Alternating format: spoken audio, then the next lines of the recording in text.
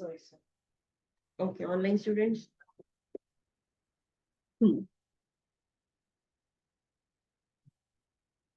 Tell me about serum creatinine test. जितना serum creatinine ज्यादा उतना किडनी फंक्शन अच्छा.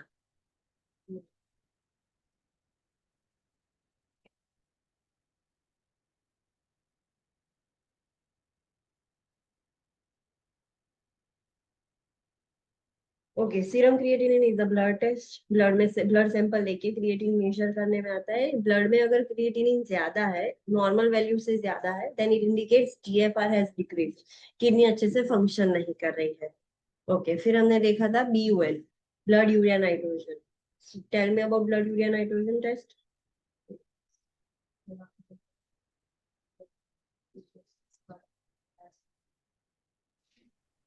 So what does it indicate? Increased value, decreased value? એમાં પછી UN level એ indicate કરે છે કે મિનરલ બરાબર કામ કરે છે નાઇટ્રોજનસ પ્રોડક્ટને બહાર કાઢવા માટે. અને જ્યારે લેવલ એલિવેટ હોય એનો મતલબ એ કે મિનરલ ડિઝીઝસ હશે. એમાં આપણે લેક ઓફ ફ્લુઇડ ઇન્ટેક પણ હોઈ શકે છે. પછી હાઈ પ્રોટીન ઇન્ટેક કરવી હોય તો પણ BUN લેવલ ઇન્ક્રીઝ થાય છે. પછી renal perfusion. Okay. Online students, tell me about BUN.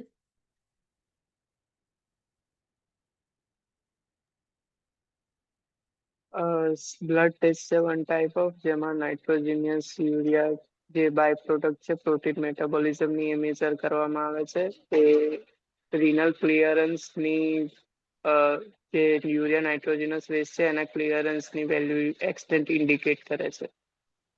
Okay. So what does, if the value increases, what does it indicate?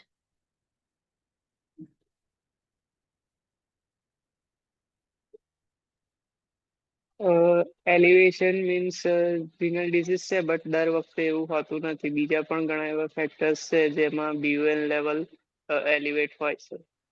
Like dehydration, poor renal perfusion, intake of high protein diet, infection, stress, corticosteroid use, GI bleeding. અને જે factors છે કે જે muscle breakdown કરે છે એમાં BUN level elevated જોવા મળશે. yes, so in these conditions BUN elevate हो जाता है. in overhydration, जब fluid like fluid volume ज्यादा होता है ब्लड के अंदर, ब्लड पानी जैसा हो जाता है due to overhydration, fluid accumulation, तो फिर BUN डाइल्यूट हो जाएगा तो वैल्यू कम आएगी. फिर हमने देखा था BUN creatinine ratio. What is this?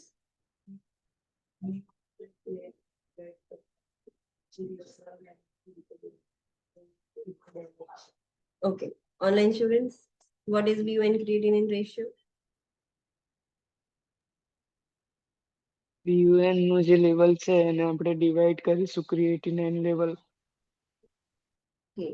हाँ, so जो भी आंसर मिलेगा that is our BUN creatinine ratio. BUN creatinine ratio अगर ज्यादा है so what does it indicate? Fluid volume excess. Fluid volume excess हो गया है. If BUN creatinine ratio is less, then what does it indicate? Deficiency, yes.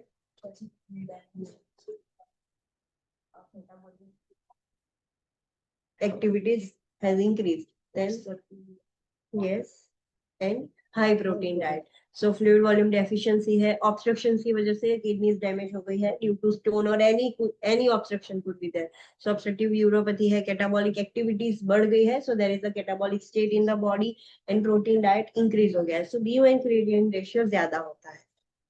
Okay. Urine analysis हमने देखा था. What is urine analysis?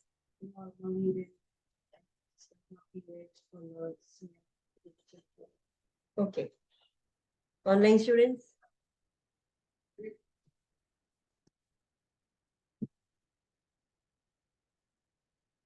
It is a urine test. Urine का sample लिया जाता है क्लीन कंटेनर में. स्टेराइल कंटेनर की requirement नहीं है, सिर्फ क्लीन कंटेनर में 10 to 15 ml mid stream urine लेना है. फर्स्ट डिस्कार्ड करना है, बीच का मिड स्ट्रीम लेना है. मॉर्निंग फर्स्ट वॉइड ले तो बेस्ट होगा, बट अगर रैंडमली पेशेंट हॉस्पिटल में आया सैंपल देने तो कोई भी चल सकता है. बट अगर एडमिटेड है तो मॉर्निंग सैंपल हम पेशेंट को रात में ही दे देते हैं एंड पेशेंट को बोलते हैं कि first morning sample mid stream urine इसमें ले लेना. सो ये यूरिन एनालिसिस में बहुत सारे फैक्टर्स का एनालिसिस किया जाता है. Like what is the colour of urine, what is the normal colour, yes, pale yellow भी लिखा है तो भी नॉर्मल, एम्बर येलो लिखा है तो भी नॉर्मल, उसके सिवाय कोई भी कलर है that indicate something is abnormal. What is the normal odour of urine? Yes, ammonia like smell, because उसमें अमोनिया है, सो अमोनिया जैसी स्मेल आती है. What is the normal pH of urine?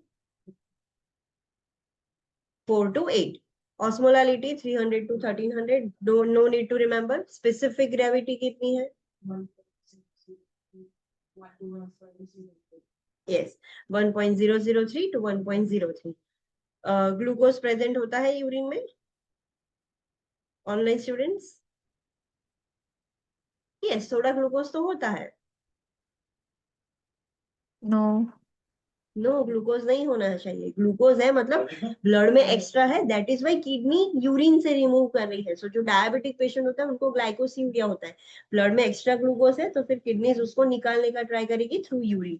So glucose नहीं होना चाहिए urine में, ketones नहीं होने चाहिए, प्रोटीन्स, बिलीरुबिन्स, कास्ट, बैक्टीरिया नहीं होने चाहिए. और अगर है लाइक एसिम्टोमेटिक बैक्टीरिया है, सो उसमें बैक्टीरिया होंगे बट यूटीआई के सिम्टम्स नहीं होंगे. सो लेस देन 1000 चल सकते हैं, 1000 पर ml, 1 ml में. हीमोग्लोबिन नहीं होना चाहिए, मायोग्लोबिन नहीं होना चाहिए, कल्चर भी नेगेटिव होना चाहिए, आरबीसी, एपिथेलियल सेल सब कुछ नेगेटिव होना चाहिए. आपने नॉर्मल वैल्यूज देखी होगी रेफरेंस में, तो लिखा होगा 0 to 1, 1 तक चल सकता है, not less more than that. Okay, फिर हमने देखा था 24 hour urine collection. What is this? Okay, केवी રીતે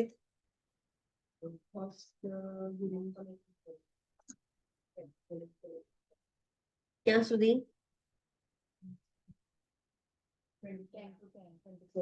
યસ, પછી કેવી રીતે સ્ટોર કરવાનું, શું કરવાનું? Online students, tell me about 24 hour urine collection.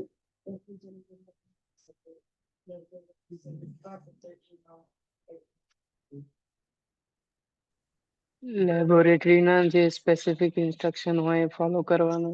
દેન ક્લાયન્ટને ઇન્સ્ટ્રક્ટ કરવાનું યુરિન કલેક્શન માટે. દેન જે ઓલ યુરિન સેમ્પલ છે એ પ્રિસ્ક્રાઇબ ટાઈમમાં 24 અવર્સમાં કલેક્ટ કરી લેવાના. જે સ્ટાર્ટ ટાઈમનું હોય જે ક્લાયન્ટ વોઇડ કરે છે એ સેમ્પલને ડિસ્કાર્ડ કરી દેવાનું. યુરિન સ્પેસિમેન છે એને આઈસ અથવા રેફ્રિજરેટર, દેન ચેક જે લેબોરેટરી જે મેન્યુઅલ છે એને પ્રિઝર્વ કરવા માટેનું એને ફોલો કરવાનું. Okay okay, so 24 hour urine collection में पेशेंट 24 आवर्स के लिए एक कंटेनर में यूरिन को कलेक्ट करता है. स्टार्टिंग टाइम में जो फर्स्ट वॉइडिंग है वो डिस्कार्ड करना होता है, लास्ट वॉइडिंग जो एंडिंग टाइम है वो लेना है, कलेक्ट करना है. ओके, देन यस, डॉक्टर से, पीएससीपी से पूछ लेना है या लैब में से पूछ लेना है कि क्लाइंट को कोई स्पेसिफिक डाइट फॉलो करवाना है, मेडिकेशन नहीं ले सकता, ले सकता है, ऐसा कुछ है तो बोल देना है. अगर नहीं है तो नॉर्मली कलेक्शन करेगा. Patient can put that container on ice, या तो कंटेनर रेफ्रिजरेट कर सकता है या तो लैब वाले प्रिजर्वेटिव्स देंगे उसमें ऐड करने के लिए, तो वो भी ऐड कर सकता है पेशेंट. ओके, अगर पेशेंट हॉस्पिटलाइज है, 24 आवर यूरिन कलेक्शन है और उसको लाइक कैथेटर दिया है, तो फिर कैसे करो?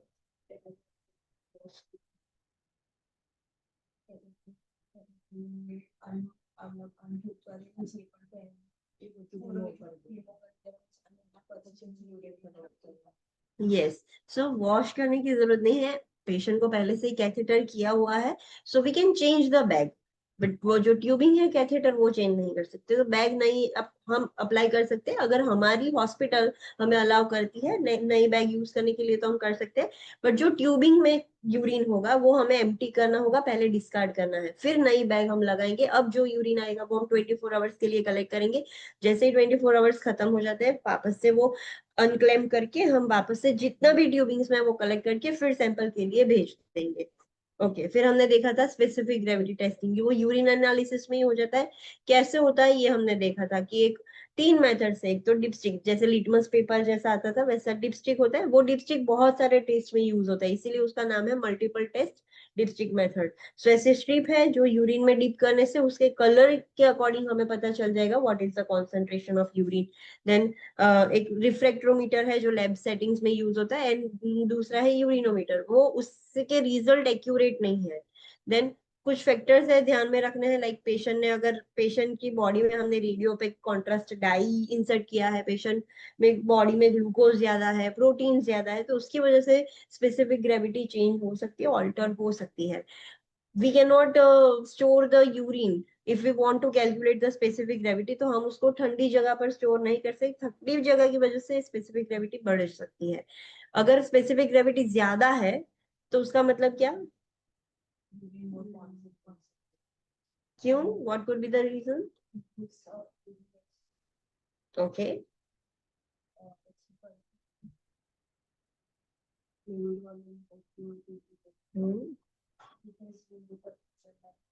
यस.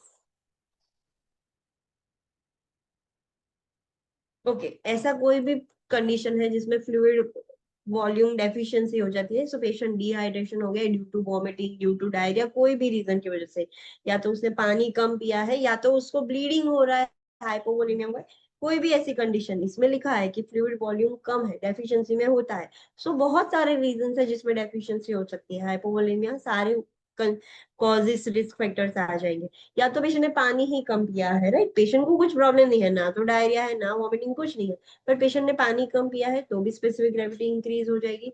रीनल परफ्यूजन अच्छे से हो नहीं रहा है, एडीएच हार्मोन सिक्रीशन बढ़ गया है, या तो पेशेंट इज सफरिंग फ्रॉम ऐसा ही एडीएच. सो ऐसे सारे रीजंस में स्पेसिफिक ग्रेविटी इंक्रीज हो जाती है. स्पेसिफिक ग्रेविटी डिक्रीज हो जाना मतलब?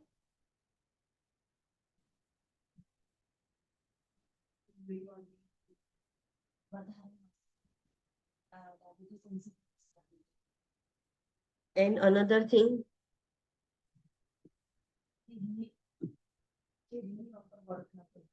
Yes. So specific gravity decrease हो गई है मतलब एकदम डाइल्यूट यूरिन है, पानी जैसा यूरिन है, एकदम पानी जैसा ही दिखेगा, येलोइश ज्यादा दिखेगा ही नहीं. क्यों हो सकता है? या तो फ्लूइड वॉल्यूम डेफिशिएंट, ओवरलोड हो गया है, लाइक पेशेंट को heart failure, renal failure, kidney failure, liver failure में कितना फ्लूइड ओवरलोड हो जाता है, तो किडनी डाइल्यूट यूरिन निकालेगी. या तो पेशेंट ने पानी ज्यादा पिया है तो भी हो सकता है, डायबिटीज इंसिपिडस होगा तो भी हो सकता है, और एल्स अनदर रीजन इज कि किडनी ही अच्छे से काम नहीं करती है, रीनल फेलियर में भी स्पेसिफिक ग्रेविटी डिक्रीज हो जाती है.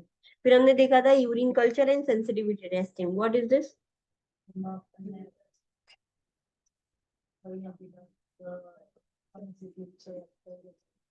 So that is urine sensitivity test. What is urine culture? Online students? Presence of micro organism. Yes. Urine culture मतलब कौन से माइक्रो ऑर्गेनिज्म, बैक्टीरिया या जो भी है वो प्रेजेंट है. So that is urine culture. Sensitivity में हम एंटीबायोटिक कौन सी यूज कर सकते हैं, लाइक ये अगर हमें पता चल गया कि ये बैक्टीरिया है, सो वो बैक्टीरिया पर कौन सी एंटीबायोटिक असर कर रही है, which antibiotic is resistive, which antibiotic is sensitive. So वो चेक करके हम डिसाइड कर सकते हैं कि ये ट्रीटमेंट देंगे तो पेशेंट को ठीक हो जाएगा. कल्चर लेने के लिए कैसा कंटेनर होना चाहिए, क्या ध्यान रखना है?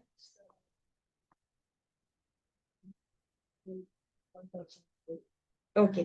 सो फर्स्ट ऑफ ऑल, आपको शायद ऐसा जो ऑर्डर रिस्पॉन्स क्वेश्चन होते हैं तो उसमें प्रोसीजर क्या आ सकते हैं. सो फर्स्ट ऑफ ऑल हम पेशेंट को प्रोसीजर एक्सप्लेन करेंगे कि ऐसा ऐसा है. फिर जो बाहर का पेरिनियल एरिया है, यूरिनरी मीटर्स है जहाँ से यूरिन निकलेगा, और यूरेथ्रल ओपनिंग, वो दोनों बैक्टीरियोस्टेटिक सॉल्यूशन से क्लीन करेंगे. देन पेशेंट को हमने ऑलरेडी प्रोसीजर एक्सप्लेन किया है, सो स्टेराइल कंटेनर देंगे. We will check patient properly collect कर पा रहा है ना, पेशेंट की स्किन ना थंब कुछ भी टच नहीं होना चाहिए, यूरिन सीधा मिड स्ट्रीम यूरिन सीधा वो कंटेनर में ही आना चाहिए. ऐसा नहीं कि सब जगह पर टच होके आ रहा है, ऐसा नहीं होना चाहिए. ना पेशेंट के हेयर ना सिक्रीशंस कुछ अंदर टच नहीं होना चाहिए. अगर हमें लगता है कि पेशेंट नहीं कर पाएगा अच्छे से, सो हम क्या करेंगे, कंटेनर से नहीं लेंगे, direct straight catheter K90 single human catheter insert करके सैंपल लेके कैथेटर डिस्कार्ड कर देंगे, रिमूव कर देंगे.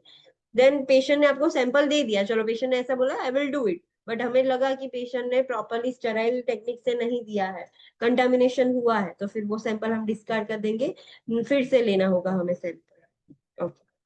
देन हमने देखा था creatinine clearance test. What is this?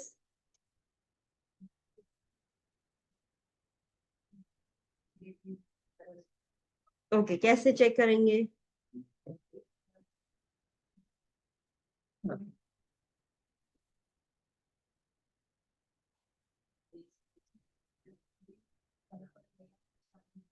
Test करूँ।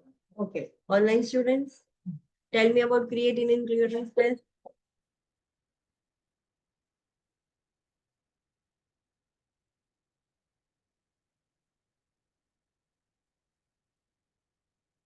It is a blood and urine test. Patient 24 hour के लिए यूरिन का भी सैंपल देगा, या तो अगर शॉर्ट पीरियड के लिए करना है तो 8 to 12 आवर्स के लिए। यूरिन सैंपलिंग कलेक्शन खत्म हो जाए उसके बाद ब्लड का सैंपल लेंगे एंड वी विल चेक कि यूरिन में कितना क्रिएटिनिन है, ब्लड में कितना है। किडनीज का काम क्या है? क्रिएटिनिन को क्लियर करके यूरिन से निकालना। नॉर्मल अमाउंट तक जितना रिक्वायरमेंट है उतना ही क्रिएटिनिन होगा ब्लड में, ज्यादा नहीं होगा। सो वो हमें पता चलेगा। क्रिएटिनिन क्लियरेंस टेस्ट से हमें एक्यूरेट जीएफआर पता चलता है। What is the normal GFR? Online students, what is this normal, what is this important grade point?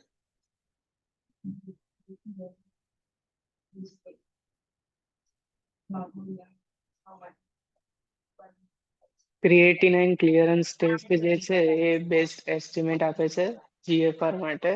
Normal GFR 125 ml per minute young એડલ્ટમાં હોય છે અને એજ સાથે ડિક્રીઝ થશે ઈચ ડેકેડમાં 10% અને by the age of 65 GFR 65 ml પણ હશે તો નોર્મલ કહેવાશે. Yes, so normal GFR 125 है। each decade में 10% कम होता रहता है। So जब पेशेंट 65 का हो जाएगा तब उसका GFR अप्रोक्सीमेटली 65% ही होगा। हमने इंटरवेंशन देखी थी कि पेशेंट को कैसे सैंपल कलेक्ट करना है, वो सब हमने जैसे 24 आवर यूरिन कलेक्शन में सिखाया था, सेम यहाँ पर भी हम सिखाएंगे। ओके, देन हमने देखा KUB. What is KUB? KUB radiography.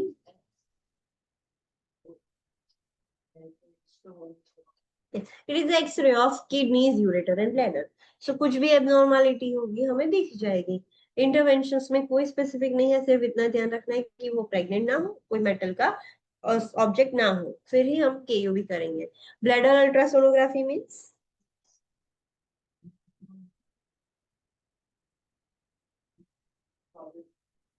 It is USG of bladder.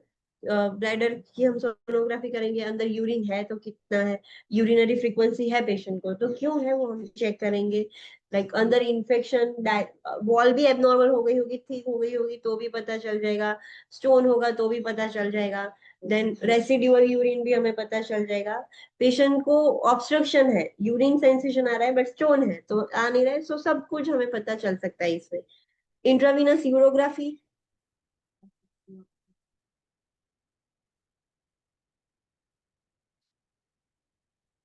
Okay, obstruction तो पता चल जाएगा बट पूरा स्ट्रक्चर भी पता चलता है। एबनॉर्मल स्ट्रक्चर हो, लाइक हॉर्शियो किडनी हो, ऐसा कुछ हो तो भी पता चल जाता है।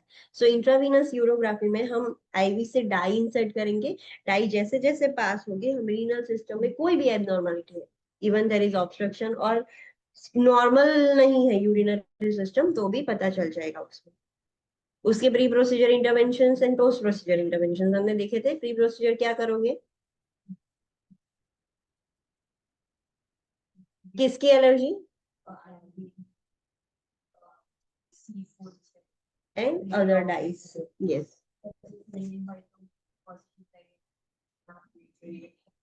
medical history જેમાં diabetes હોય, renal disease છે, अस्थमा तो हम नहीं कर सकते टेस्ट?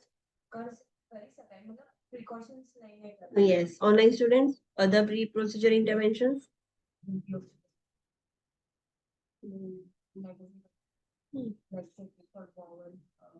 प्रिपरेशन ઇન્ફોર્મ કરવાનું છે पहले से इन्फॉर्म कर देंगे कि जब डाई इंसर्ट होगी तब आपको क्या फील होगा। પછી જે માઉથમાં છે મેટાલિક સોલ્ટેડ ટેસ્ટ આવશે, ફ્લશ ટેસ્ટ થઈ જશે, यस, वॉर्म फील होगा। यस, सो इन्फॉर्म कंसेंट लेनी है। एलर्जीज चेक कर देंगे, sea food, iodine, other dice की पहले कोई टेस्ट करवाया है कि नहीं, ऐसा कर लेंगे। प्री प्रोसीजर में हम यूएन क्रिएटिनिन भी चेक कर लेंगे। हमने रीड इंपॉर्टेंट पॉइंट देखा था, जब भी लाइक डाई वाला होता है तो क्रिएटिनिन यूएन चेक करना पड़ेगा पहले ही। अगर प्रेग्नेंट है तो हम ये टेस्ट नहीं कर सकते। If the patient is having asthma, then cardiac disease है, रीनल इनसफिशिएंसी है, सो हमें बहुत केयरफुल कॉशियसली ये टेस्ट करना होगा। ऐसा नहीं है कि हम नहीं कर सकते। अगर बहुत ज्यादा प्रॉब्लम है तो डॉक्टर डिसाइड करेंगे करना है कि नहीं करना है, बट हमें टेस्ट सब चीज करनी पड़ेगी, एनपीओ करना पड़ेगा, लेक्सेटिव्स देना पड़ेगा। पेशेंट को पहले से ही बोल देना है कि जब डाई इंसर्ट होगी during the procedure you will feel sore throat, flushed feeling होगा, देन मेटालिक टेस्ट आएगा, वार्म फील होगा। सो पहले से ही बोलना है तो पेशेंट पैनिक ना हो जाए during procedure. Post procedure intervention क्या करेंगे? सो पोस्ट प्रोसीजर वाइटल्स देंगे, प्री प्रोसीजर में भी वाइटल्स लेना पड़ेगा। पोस्ट प्रोसीजर वाइटल्स देंगे, पेशेंट को एडवाइस करना है कि पानी ज्यादा पियो तो वो डाई निकल जाए। अगर कॉन्ट्राइंडिकेशन है तो नहीं ऐसा एडवाइस करेंगे, बट अगर कॉन्ट्राइंडिकेटेड नहीं है तो पानी ज्यादा पीने के लिए एनकरेज करेंगे। ओके, यूरिनरी आउटपुट मेजर करेंगे कैसा है। Then signs of allergic reaction, हमने डाई इंसर्ट की थी, चलो आपने पेशेंट का BUN क्रिएटिनिन सब चेक कर दिया, पेशेंट को भी पूछा कि किसकी डाई है, पेशेंट एलर्जी है, पेशेंट ने नहीं बोला कि नहीं है, ऐसा कुछ नहीं है। पहले कभी टेस्ट करवाया डाई वाला, सो पेशेंट ने बोला no this is for the first time. So first time है तो हमें पोस्ट प्रोसीजर भी मॉनिटर करना पड़ेगा, एलर्जिक रिएक्शंस आ रहे हैं कि नहीं। सो अगर एलर्जिक रिएक्शंस आते हैं so immediately we have to notify the PHCP and हमें इंटरवेंशंस करनी होगी। देन कॉन्ट्रास्ट डाई है वो किडनीज को डैमेज कर सकती है। सो ओल्डर पीपल है जिनको ऑलरेडी डिहाइड्रेशन है, हाइपोवोलेमिया है, रीनल परफ्यूजन अच्छे से नहीं हो रहा है, उनमें किडनीज डैमेज होने का रिस्क और ज्यादा बढ़ जाएगा, right. What is this red important point? जो पानी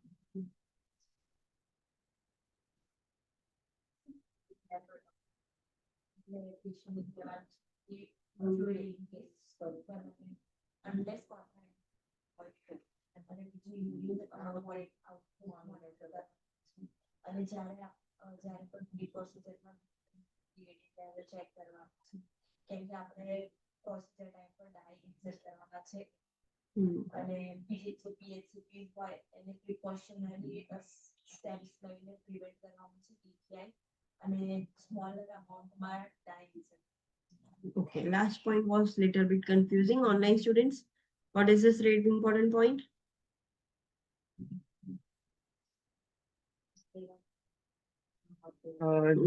IV યુરોગ્રાફી વખતે જે ડાઈ યુઝ થાય છે એ નેફ્રોટોક્સિક હોય છે એટલા માટે ફ્લુઇડ ઇન્ટેક ઇન્ક્રીઝ કરવાનું, એન્કરેજ ફ્લુઇડ્સ કરવાનું, અનલેસ કે કોન્ટ્રાઇન્ડિકેટેડ હોય અને યુરિનરી આઉટપુટ મોનિટર કરવાનો, દેન BUN and creatinine level pre process કરવાના. ક્લાયન્ટ કે જે ડાય વાળી સર્જરી જેમાં ઇન્જેક્ટ કરવી પડે છે તેમાં જઈ રહ્યો છે, then SCP જે છે પ્રિકોશનરી મેઝર્સ લેશે to prevent acute kidney injury અને smaller amount of dye use કરશે આવા પેશન્ટ. यस, अगर BUN क्रिएटिनिन एबनॉर्मल है, डाउट है, रिस्क वाला पेशेंट है तो डॉक्टर्स प्रिकॉशंस लेंगे कि रिस्क है तो डैमेज ना हो जाए, क्योंकि नहीं इंजरी ना हो जाए तो स्मॉल डोजेज लेंगे, अगर ज्यादा ही डैमेज है तो फिर करेंगे ही नहीं टेस्ट। सो ये चीज ध्यान रखनी होगी। मेटफॉर्मिन पहले से ही विथहोल्ड करनी होती है बिकॉज उससे और ज्यादा प्रॉब्लम हो जाएगा, किडनी डैमेज हो जाएगी। फिर हमने देखा renography, what is this?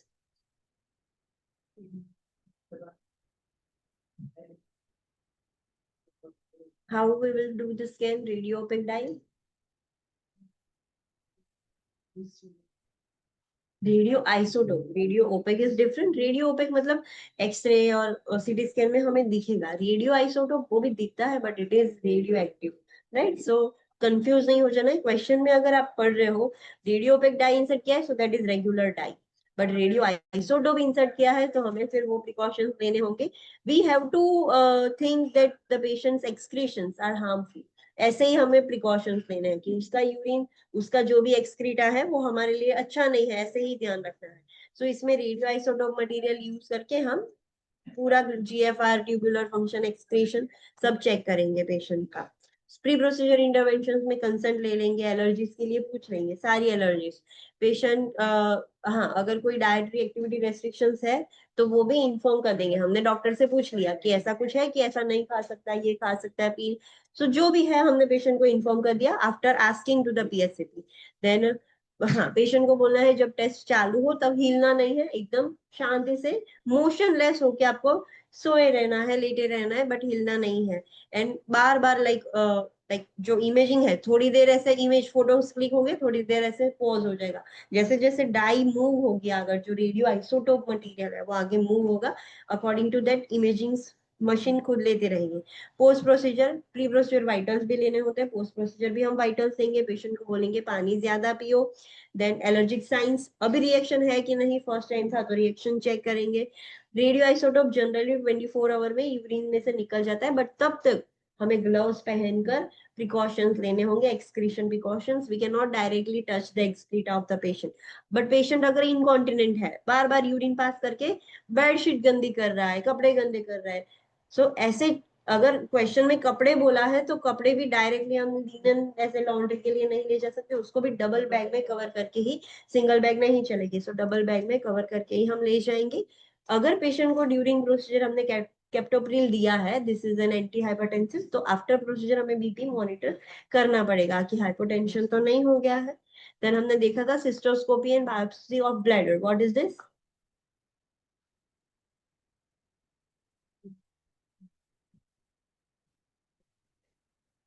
Biopsy और बायोप्सी का Okay, online students, what is cystoscopy and biopsy of bladder?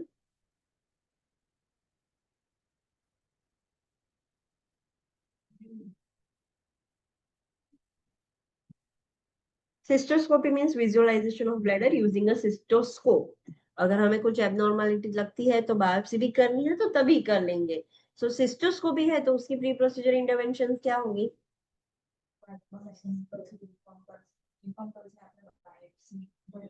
हम्म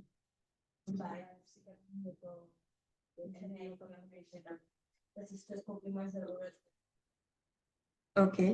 सो अगर सिस्टोस्कोपी है सिर्फ, सो सिर्फ हम पेशेंट के वाइटल्स चेक करेंगे, पेशेंट को प्रोसीजर इन्फॉर्म करेंगे, और कुछ फर्दर प्रिपरेशन करने की जरूरत नहीं है। सीधा वो पेशेंट जो पीएचसीपी का रूम होता है वहां पर ही एग्जामिनेशन टेबल पर डॉक्टर्स कर सकते हैं। सो कोई एक्स्ट्रा प्रिपरेशन की जरूरत नहीं है। बट हमने हमने सोचा है कि उसके साथ बायोप्सी भी करनी है, प्लान है, तो फिर पहले से इन्फॉर्म कंसर्न ले लेंगे, बायोप्सी है तो एनपीओ कर देंगे।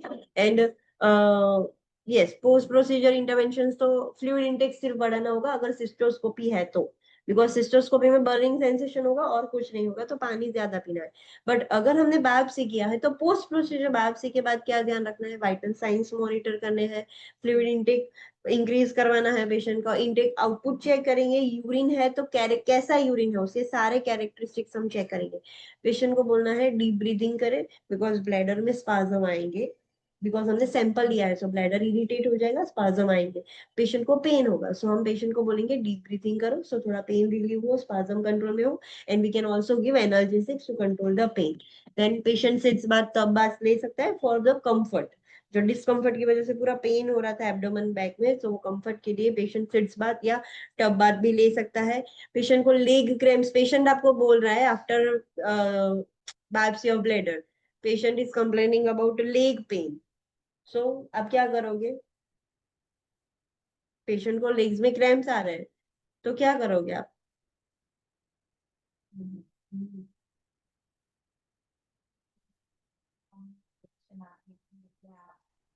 Yes, simply document this, because हम पेशेंट को समझाएंगे दिस इज कम्प्लीटली नॉर्मल, कुछ करने की जरूरत नहीं है, हमने ऑलरेडी लिथोटोमी पोजीशन दी होगी, सो उसकी वजह से लेग क्रैम्प्स आएंगे and this is completely normal.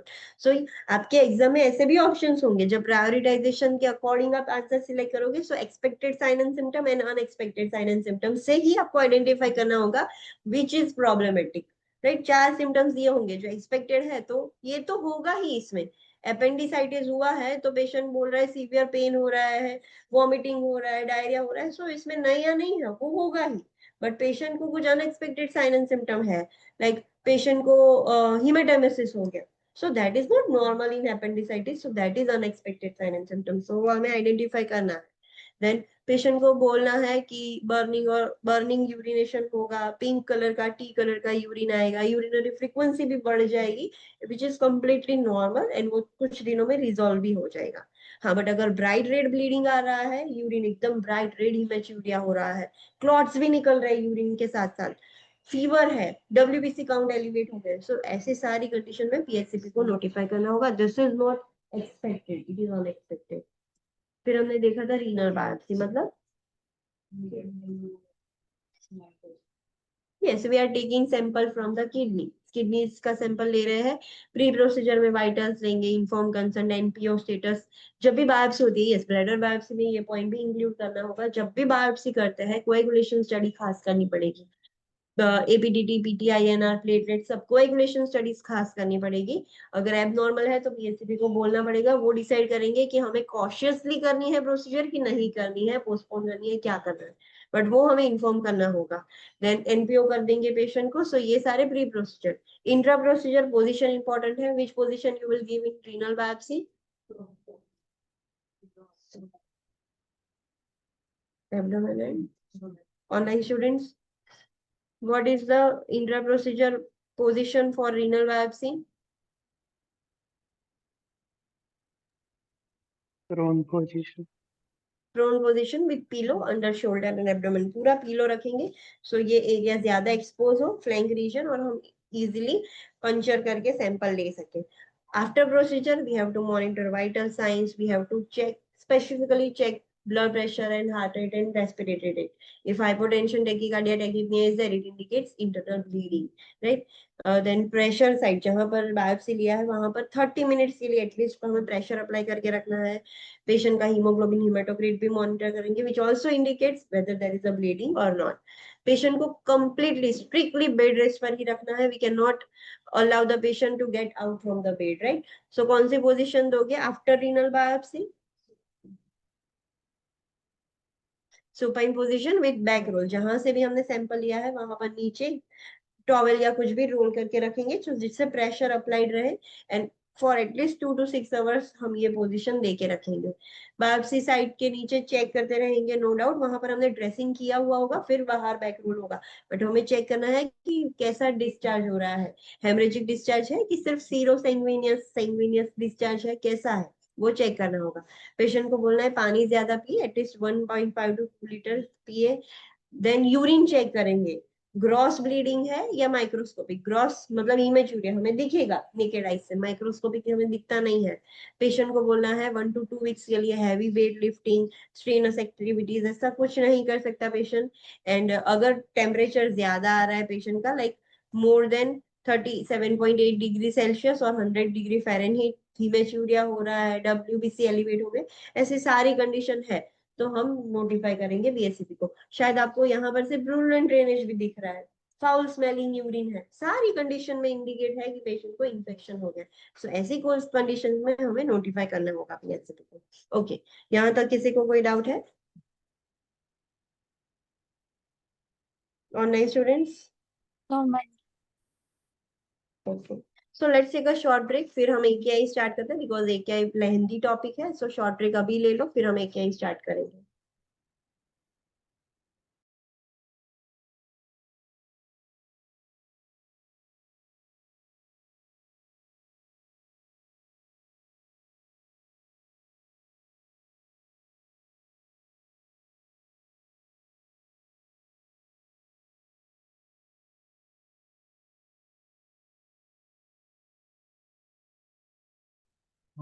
Online students, please come back from break. Should we start now? Yes, ma'am. Okay, so let's start with acute kidney injury. Tell me, what do you mean by acute kidney injury?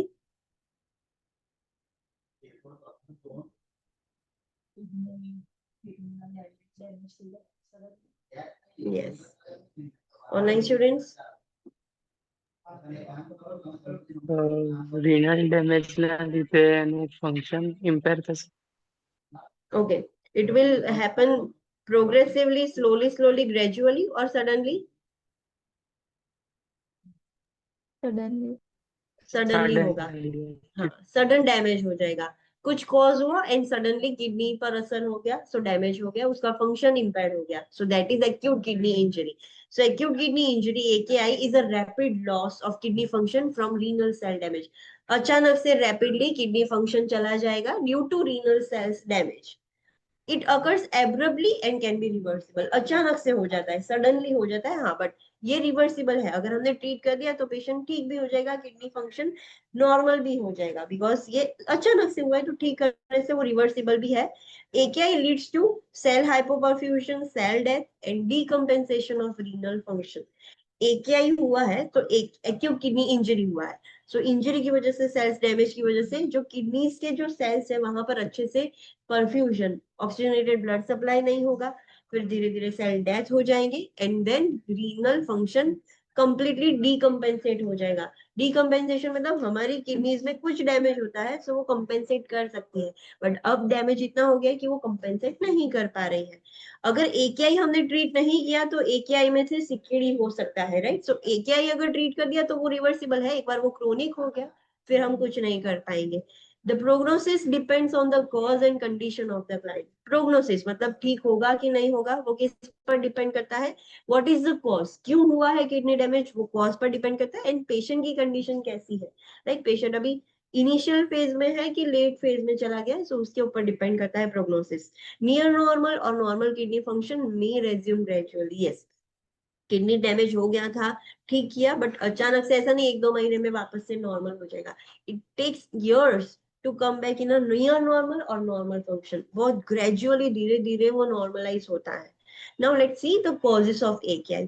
Mainly 3 ऐसे cause याद रखने हैं, इस पर से questions आते हैं, so concept clear करना अपना।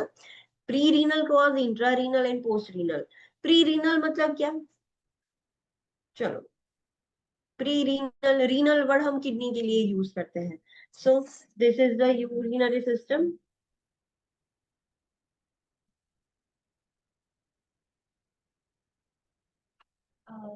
हमारे फर्स्ट आउटसाइड द किडनी मतलब blood loss. Okay, so what is intra renal and what is post renal. चलो वो मतलब समझाओ मुझे, what do you understand by pre renal cause, intra renal cause and post renal cause.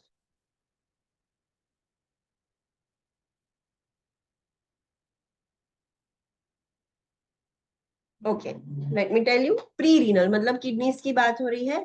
So kidneys से पहले का जो भी चीज आएगा, किडनीज के पहले का, ये किडनीज है, सो किडनीज के पहले जो भी रीजन की वजह से किडनी डैमेज हुई है वो हम प्री रीनल बोलेंगे।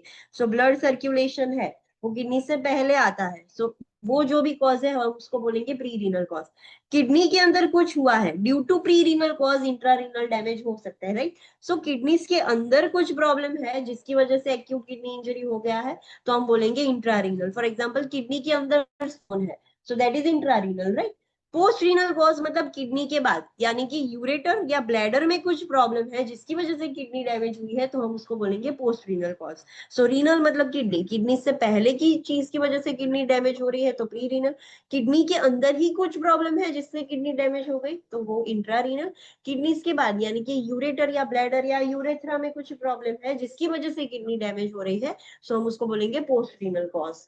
Understood. Okay, so let's study about pre-renal cause, that is outside the kidney, मतलब किडनी से पहले। पोस्ट एंड प्री रीनल दोनों किडनी से तो बाहर ही है, बट किडनी से पहले होगा, that is pre renal cause. So उसमें क्या हो सकता है, it is caused by intravascular volume depletion such as with blood loss associated with trauma or surgery. Patient को एक्सीडेंट हुआ, ट्रॉमा हुआ या सर्जरी करवाई, सो ब्लड लॉस ज्यादा हो गया, बॉडी में ही ब्लड नहीं है तो किडनी को कहां से मिलेगा for normal function. So the cause is before the kidney, kidney से पहले का कॉज था जिसकी वजह से किडनी डैमेज हुई, हाइपोपरफ्यूजन हुआ तो किडनी डैमेज हो गई। सो this is an example of pre renal cause. दूसरा है डिहाइड्रेशन। डिहाइड्रेशन है ड्यू टू डायरिया, वॉमिटिंग, कुछ भी रीजन की वजह से, फ्लूइड वॉल्यूम डेफिशिएंसी की वजह से डिहाइड्रेटेड हो गया blood, so that is before the kidney, kidney से पहले का चीज है, सो उसकी वजह से किडनी डैमेज हो सकती है। Decrease cardiac output as with cardiogenic shock, धीरे धीरे हार्ट फेलियर है कि कुछ भी ऐसे रीजन की वजह से कार्डियक आउटपुट डिक्रीज हो गया, so that is also before the kidneys. So cardiac output ही कम हो जाएगा तो किडनीज को भी सप्लाई नहीं मिलेगा, किडनी डैमेज हो सकती है। डिक्रीज पेरिफेरल वेस्क्यूलर रेजिस्टेंस मतलब हाइपोटेंशन की बात हो रही है, वेसल्स में कुछ रेजिस्टेंस ही नहीं है, वेसल्स एकदम डायलेट हो गई है, सो ब्लड, हम ऐसा देखो कि एक एक मोटी पाइप है, बड़े डायमीटर वाली पाइप, एक छोटी पाइप है, दोनों में सेम पानी हम जा रहे दे रहे हैं, सो किस में प्रेशर से जाएगा, जो छोटा डायमीटर है उसमें प्रेशर से जाएगा। सो वेस्क्यूलर रेजिस्टेंस डिक्रीज हो गया है तो प्रेशर से ब्लड आगे नहीं बढ़ेगा। Then decrease renovascular blood flow, renal की वेसल्स है, इन शॉर्ट रीनल किडनी तक ब्लड फ्लो डिक्रीज हो गया है due to obstruction or any reason in the arteries, but kidney तक ब्लड नहीं आ रहा है। Not due to decrease cardiac output or hypovolaemia, ऐसा कुछ रीजन नहीं है, may be due to some obstruction, vascular blood flow obstruct हो गया है, नहीं जा रहा है। प्री रीनल इन्फेक्शन और ऑब्स्ट्रक्शन, किडनी से पहले मतलब ब्लड में इन्फेक्शन है, लाइक ब्लड किडनीज में आता है, सो उससे पहले कहीं पे भी इन्फेक्शन है, बिफोर किडनी कहीं पे भी इन्फेक्शन है, प्री रीनल इन्फेक्शन है, तो उसकी वजह से भी किडनी डैमेज हो सकती है, या तो प्री रीनल ऑब्स्ट्रक्शन है, ब्लड वेसल्स में या कहीं पे भी ऑब्स्ट्रक्शन है, सो उसकी वजह से किडनी डैमेज होगी, तो हम बोलेंगे उसको pre renal cause. Intra renal मतलब अब विद इन द किडनी कुछ प्रॉब्लम हुआ है, so the problem is within the parenchyma of kidney.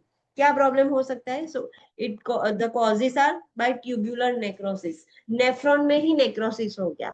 मैंने ऐसा बोला था कि प्री रीनल क्लॉट की वजह से इंट्रारीनल डैमेज हो सकता है, इंट्रारीनल पहले प्री रीनल हुआ, फॉर एग्जांपल पेशेंट को ये कार्डियक आउटपुट डिक्रीज हो गया था, right, so that was pre renal cause, जिसकी वजह से एकेआई हुआ, धीरे धीरे करके वो नेफ्रॉन्स भी डैमेज कर देगा, तो अब इंट्रारीनल कॉज भी आ जाएगा अंदर।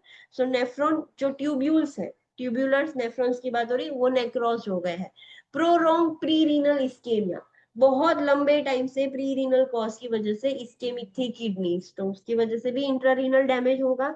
इंट्रारीनल इन्फेक्शन और ऑब्स्ट्रक्शन, किडनी के अंदर का ही इन्फेक्शन है, पाइलोनेफ्राइटिस, राइट, सो ग्लोमेरुलोनेफ्राइटिस, ये किडनी के अंदर का इन्फेक्शन है, सो इंट्रारीनल इन्फेक्शन है या इंट्रारीनल ऑब्स्ट्रक्शन है, अंदर ही कुछ स्टोन फंस गया है, या तो नेफ्रोटॉक्सिसिटी हो गया है, मतलब किडनी टॉक्सिसिटी बढ़ गई है, कुछ मेडिसिन या कोई भी रीजन की वजह से किडनी डैमेज हो गई है, सो डायरेक्टली ये इंट्रारीनल कॉज हुआ। We will see later on after completion of post renal 55.3, हम बाद में देखेंगे। पोस्ट रीनल मतलब किडनीज के बाद की बात हो रही है, सो क्या आएगा उसमें, किडनी से लेके यूरेथ्रल मीटर्स, जो यूरेथ्रल ओपनिंग है वहां तक के जो भी ऑर्गन्स है, like ureters, bladder and urethra, सब आ गया, उसमें कुछ प्रॉब्लम है और उसकी वजह से किडनी डैमेज हो गई है, तो हम बोलेंगे post renal cause. So such as bladder neck obstruction, bladder cancer, calculi and post renal infection. Just imagine, bladder में स्टोन है, यूरिन आ रहा है, यूरिन बढ़ नहीं रहा है, तो भरेगा धीरे धीरे धीरे धीरे, यूरिन किडनीज तक जाके किडनीज को डैमेज कर देगा, लॉन्ग टर्म स्टोन की वजह से किडनीज डैमेज हो सकती है। ब्लैडर कैंसर है तो भी किडनीज डैमेज हो सकती है, धीरे धीरे करके यूरिन आगे नहीं बढ़ेगा, तो यूरिन स्टोर होके बैकफ्लो होके किडनीज में जाके किडनीज को प्रॉब्लम कर देगा। पोस्ट रीनल इन्फेक्शन, यूरेटर में इन्फेक्शन है, ब्लैडर में इन्फेक्शन है या यूरेथ्रा में इन्फेक्शन है, तो इन्फेक्शन भी धीरे धीरे ट्रैवल होकर ऊपर जा सकता है, किडनी को डैमेज कर सकता है। So this are the post renal causes जिसकी वजह से किडनी इंजरी हो सकती है। Now let's study box 55.3, what are the nephrotoxic substances. So potentially nephrotoxic substances कौन से हैं जिसकी वजह से किडनी डैमेज हो सकती है? सो मेडिकेशन है पहले, मेडिकेशन में भी पहली मेडिकेशन क्लासिफिकेशन है एंटीबायोटिक्स। कौन सी एंटीबायोटिक्स नेफ्रोटॉक्सिक है? Amphotericin B, methicillin, polymyxin B, rifampin, sulphonamide antibiotic, tetracycline hydrochloride and vancomycin, ये एंटीबायोटिक्स किडनी को हार्म कर सकती है। एमिनोग्लाइकोसाइड एंटीबायोटिक्स कौन सी है? सो माइसिन वाली, जेंटामाइसिन, कैनामाइसिन, नियोमाइसिन, टोब्रामाइसिन, ये भी हार्म कर सकती है। एंटी न्यूप्लास्टिक मेडिकेशंस कौन सी है? तो सिस्प्लेटिन, साइक्लोफॉस्फेमाइड, मिथोट्रेक्सेट, ये एंटी नियोप्लास्टिक है, नए सेल्स को ब्रेक डाउन करने में, तोड़ने में हेल्प करता है, सो कैंसर में ये दे सकते हैं। एनसेड्स ड्रग्स कौन सी है जो किडनीज को डैमेज कर सकती है? Celecoxib, flurbiprofen, ibuprofen, indomethacin, ketorolac, meclofenamate, meloxicam, nabumetone, metone, naproxen, oxaprozin, rofecoxib and tolmetin, ये सारे एनसेड्स है जिसकी वजह से किडनीज डैमेज हो सकती है। Diclofenac is also a drug, it is not mention here, but diclofenac drug भी नेफ्रोटॉक्सिक है। Other medications are acetaminophen, captopril, cyclosporin, fluorinate anesthetics, penicillamine, then phenazopyridine hydrochloride and quinine. ये सारी drugs other medications है। Other substances which are not medication but ऐसे substance है जिसकी वजह से kidneys damage हो सकती है, like carbon tetrachloride, ethylene glycol, organic solvents, ये भी kidneys को damage कर सकती है। नॉन फार्माकोलॉजिकल केमिकल एजेंट्स कौन से है? सो फंगीसाइड्स, मायोग्लोबिन, जो ब्रेक डाउन होता है मसल, जिसमें से मायोग्लोबिन बढ़ता है, सो अगर मायोग्लोबिन एक्सेस हो गया तो भी किडनी को खराब कर सकता है। Radiographic contrast die and pesticides, जो फ्रूट्स वेजिटेबल्स में और उसमें पेस्टिसाइड्स यूज करते हैं, अगर हम प्रॉपरली वॉश करें बगैर खाएंगे तो किडनी फेल हो सकती है, डैमेज हो सकती है। Then heavy metals and ions like arsenic metal, bismuth, bismuth salicylate जो होता है वो, कॉपर सल्फेट, एक्सेस कॉपर भी किडनीज को डैमेज कर सकता है। गोल्ड सॉल्ट्स, लीड है, मर्क्यूरी क्लोराइड है, ये सारी चीजें हैं, this are the nephrotoxic drugs, nephrotoxic substances. अब एग्जाम में ये सब्सटेंसेस तो याद नहीं रहेंगे, so there is no need to remember all the substances. कुछ कुछ याद रह गए हैं, कुछ कुछ ड्रग्स जो कॉमनली यूज हो सकते हैं वो याद रखते हैं। ऐसा नहीं कि पेशेंट को ये दे नहीं सकते, we can like acetaminophen liver liver liver hepatotoxic भी है, राइट? सो ऐसा नहीं कि हम ले नहीं सकते, बट वो एक्सेस हो जाता है, ओवरडोज हो जाता है, तब हार्म करता है। सो ये सारी चीजें उसमें ही आ गई। Okay, now let's study about the phases of AKI and its interventions. So अगर एक्यूट किडनी इंजरी हो गया, हमने पहले एक्यूट किडनी इंजरी क्या है वो देखा, व्हाट आर द कॉजेस वो देखा, 3 मेन कॉज है। नाउ जब एक्यूट किडनी इंजरी हो जाती है तो कोई भी पर्सन को एक्यूट किडनी इंजरी होगी, वो 3 फेजेस से पसार होगा। So let's study about the 3 phases, box 55.4। पहला है ऑनसेट, ऑनसेट मतलब ये इन्फेक्शन स्टार्ट हुआ वो। So it begins with precipitating event, जो भी इवेंट की वजह से लाइक हाइपोवोलेमिया हुआ, ब्लड लॉस हुआ, या इंट्रारीनल या पोस्ट रीनल, ये तीनों कॉज में से कुछ कॉज हुआ जिसकी वजह से एक्यूट किडनी इंजरी हो गया। सो एक्यूट किडनी इंजरी होता है, सो पहले आता है ओलिग्यूरिक फेज, फिर आता है diuretic phase and then recovery phase आता है। ओलिग्यूरिक फेज मतलब,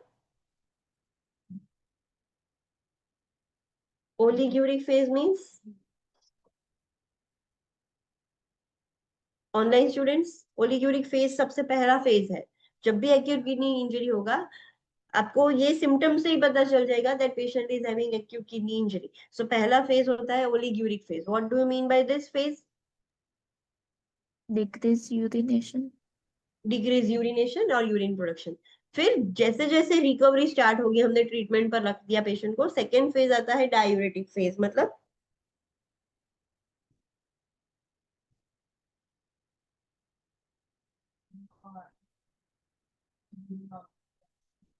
एक्सेसिव यूरिन प्रोडक्शन और urine output, and then recovery phase आता है। सो ओलिग्यूरिक फेज में क्या होगा, जैसे ही पेशेंट की किडनी डैमेज हो जाएगी, यूरिन प्रोडक्शन कम हो जाएगा, और उसके साथ साथ क्या अदर चीज हमें देखने को मिलती है, सो BUN एंड सीरम क्रिएटिनिन दोनों एलिवेट हो जाएंगे। ओलिग्यूरिया है, यूरिन प्रोडक्शन कम है, सो कॉन्सेंट्रेटेड यूरिन होगा, स्पेसिफिक और लाइक NBUN एलिवेट हो जाएगा। अब यूरिनरी स्पेसिफिक ग्रेविटी डिक्रीज हो जाएगी। ओलिग्यूरिया है तो इंक्रीज होनी चाहिए, बट वो डिक्रीज हो गई है, क्यों?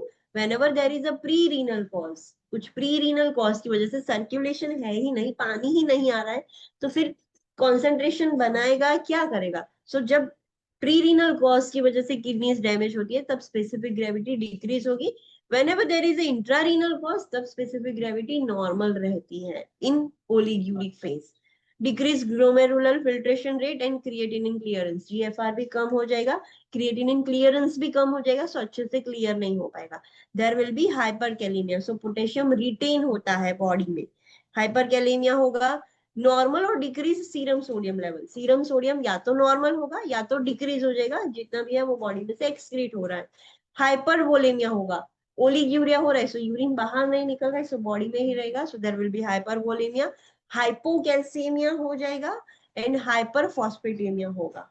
सो calcium and phosphate always opposite होंगे। सो ओलिग्यूरिक फेज में जब भी पेशेंट की किडनीज डैमेज होती है, पहले हर पेशेंट का यूरिन आउटपुट बंद हो जाएगा, कम हो जाएगा, कंप्लीटली बंद नहीं, कम हो जाएगा। सो पेशेंट को ये सिम्टम्स देखने को मिलेंगे। अब हमें पता चल गया सिम्टम्स से कि पेशेंट को AKI हो गया है, सो हमने ट्रीटमेंट स्टार्ट कर दी। फिर धीरे धीरे पेशेंट, सेकेंड फेज है डायूरेटिक फेज, उसमें gradual decline in BUN and serum creatinine level, but still elevated.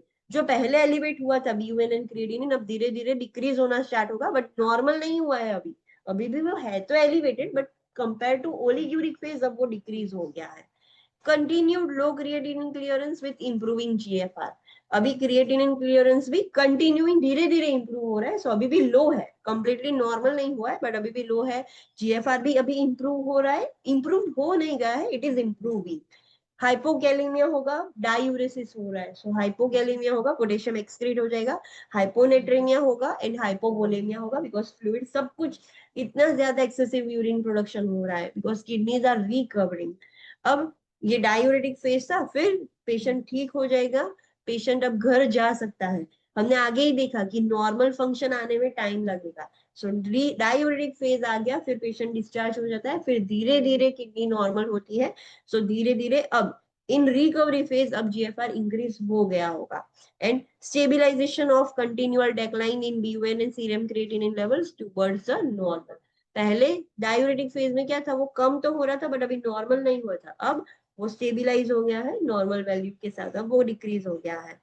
And complete recovery में टेक 1 to 2 years। अगर एक्यूट किडनी इंजरी हो जाता है तो उसको कंप्लीट रिकवरी आने में 1 से 2 साल लग जाते हैं। इतना जल्दी इजिली लाइक 1 month 6 months में नहीं रिकवर हो जाएगा, but this is a recovery phase. So कोई भी पेशेंट को AKI होगा, ये तीनों फेज से वो पसार होगा। Now let's study about the interventions. Each phase की इंटरवेंशंस क्या करेंगे। तो ऑनसेट हमने पता कर लिया कि ये जो प्रेसिपिटेटिंग फैक्टर है जिसकी वजह से किडनी AKI हुआ है वो।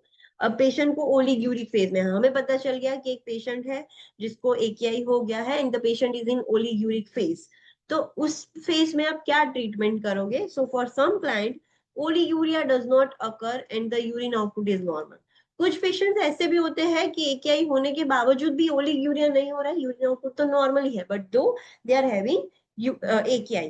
Otherwise, the duration of oliguria is 8 to 15 days. The longer the duration, the less the chance of recovery.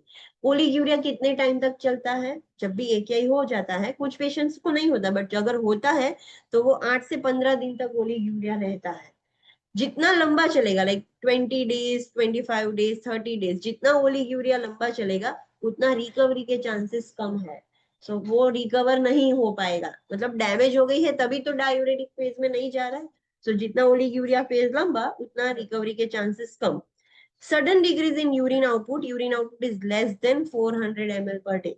Oliguria phase में यूरिन आउटपुट सडनली डिक्रीज हो जाता है और दिन का 400 ml या उससे भी कम यूरिन प्रोडक्शन होगा।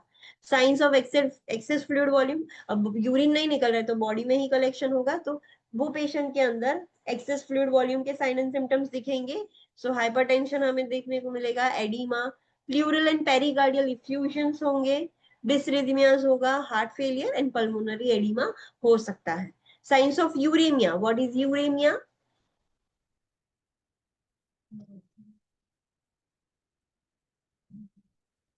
प्रोडक्शन,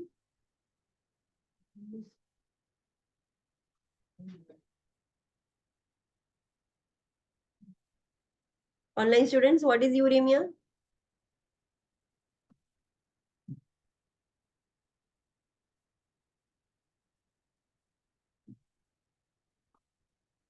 चलो गूगल इट, फिर मैं आपको एक टास्क दूंगी। What is uraemia.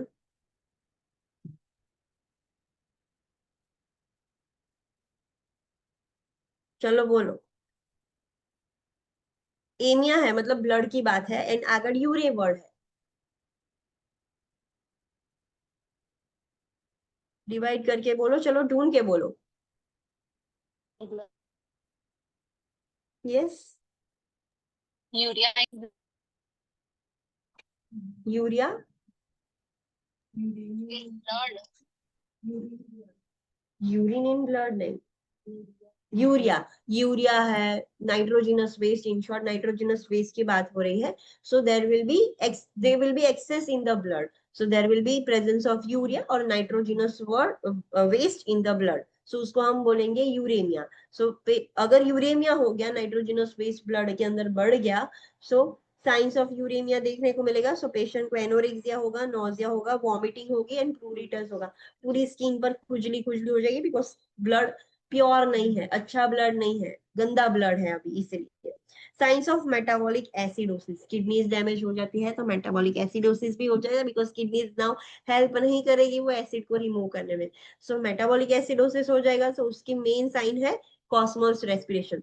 Other science भी है जो हमने पीएच वाले चैप्टर में देखा था, बट एक है कॉस्मोस रेस्पिरेशन होगा। सो हमें उससे पता चल जाएगा कि पेशेंट को ओलियूरिक फेज के साथ साथ मेटाबॉलिक एसिडोसिस हो गया है।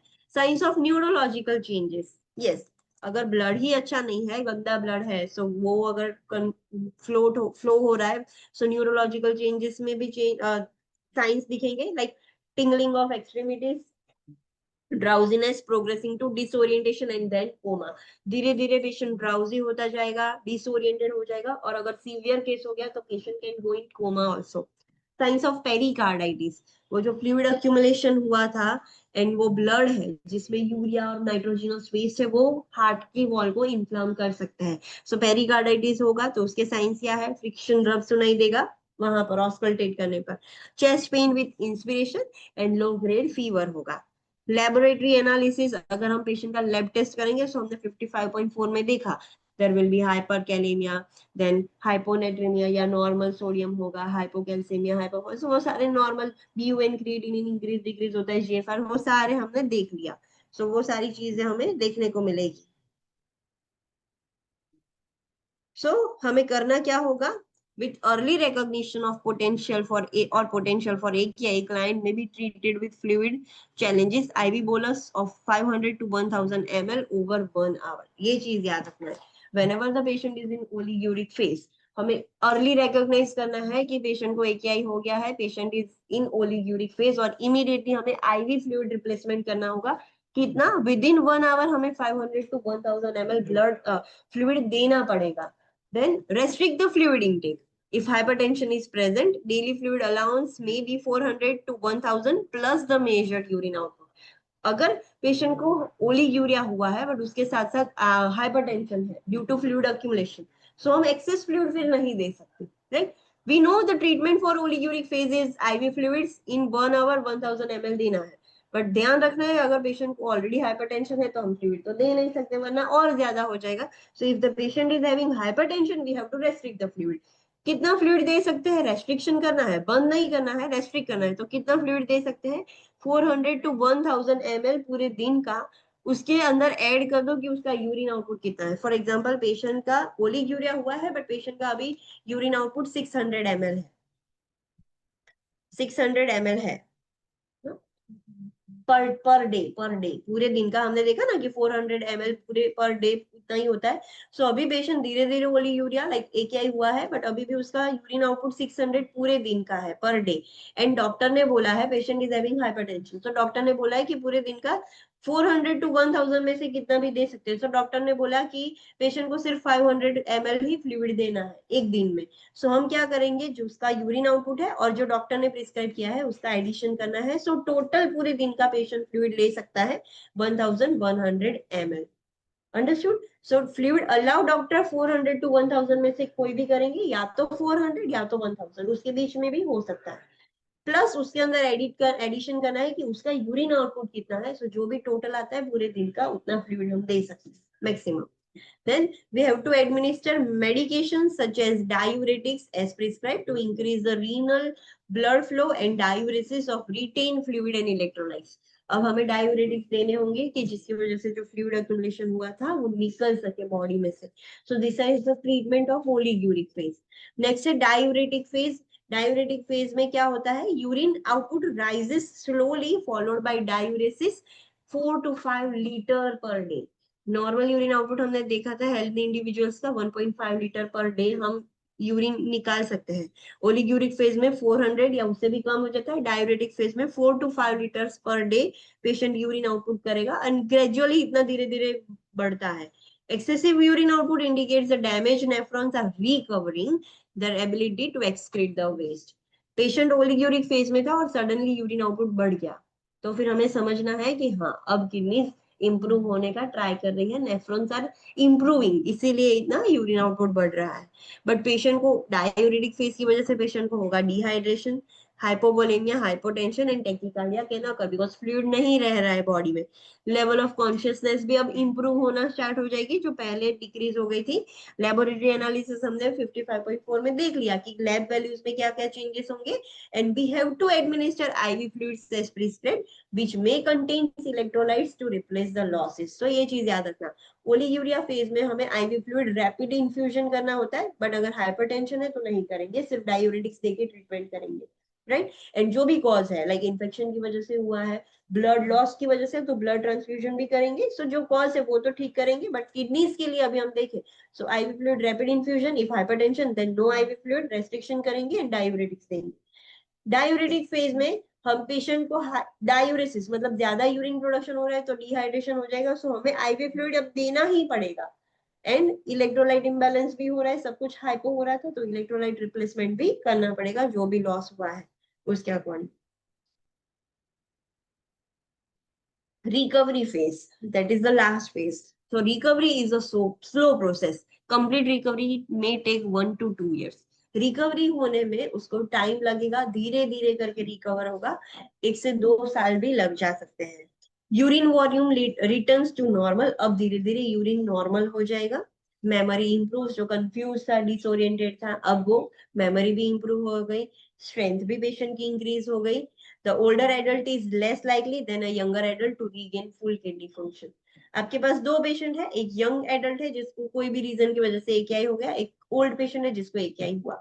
यंग पर्सन है वो 2 साल में भी फुल किडनी फंक्शन रिकवर कर लेगा, बट ओल्डर पर्सन अब फुल रिकवर नहीं कर सकता, थोड़ा तो डैमेज रह ही जाएगा। लैब एनालिसिस रिकवरी फेज में हमने ऑलरेडी देख लिया 55.4 में। And AKI again progress to CKD, अगर AKI हमने ट्रीट नहीं किया, आइडेंटिफाई नहीं किया, तो वो धीरे धीरे क्रोनिक किडनी डिजीज में कन्वर्ट हो जाएगा। What is this really important point? The signs and symptoms of AKI are primarily caused by retention of nitrogenous waste, the retention of fluid, and inability of the kidney to regulate the electrolytes.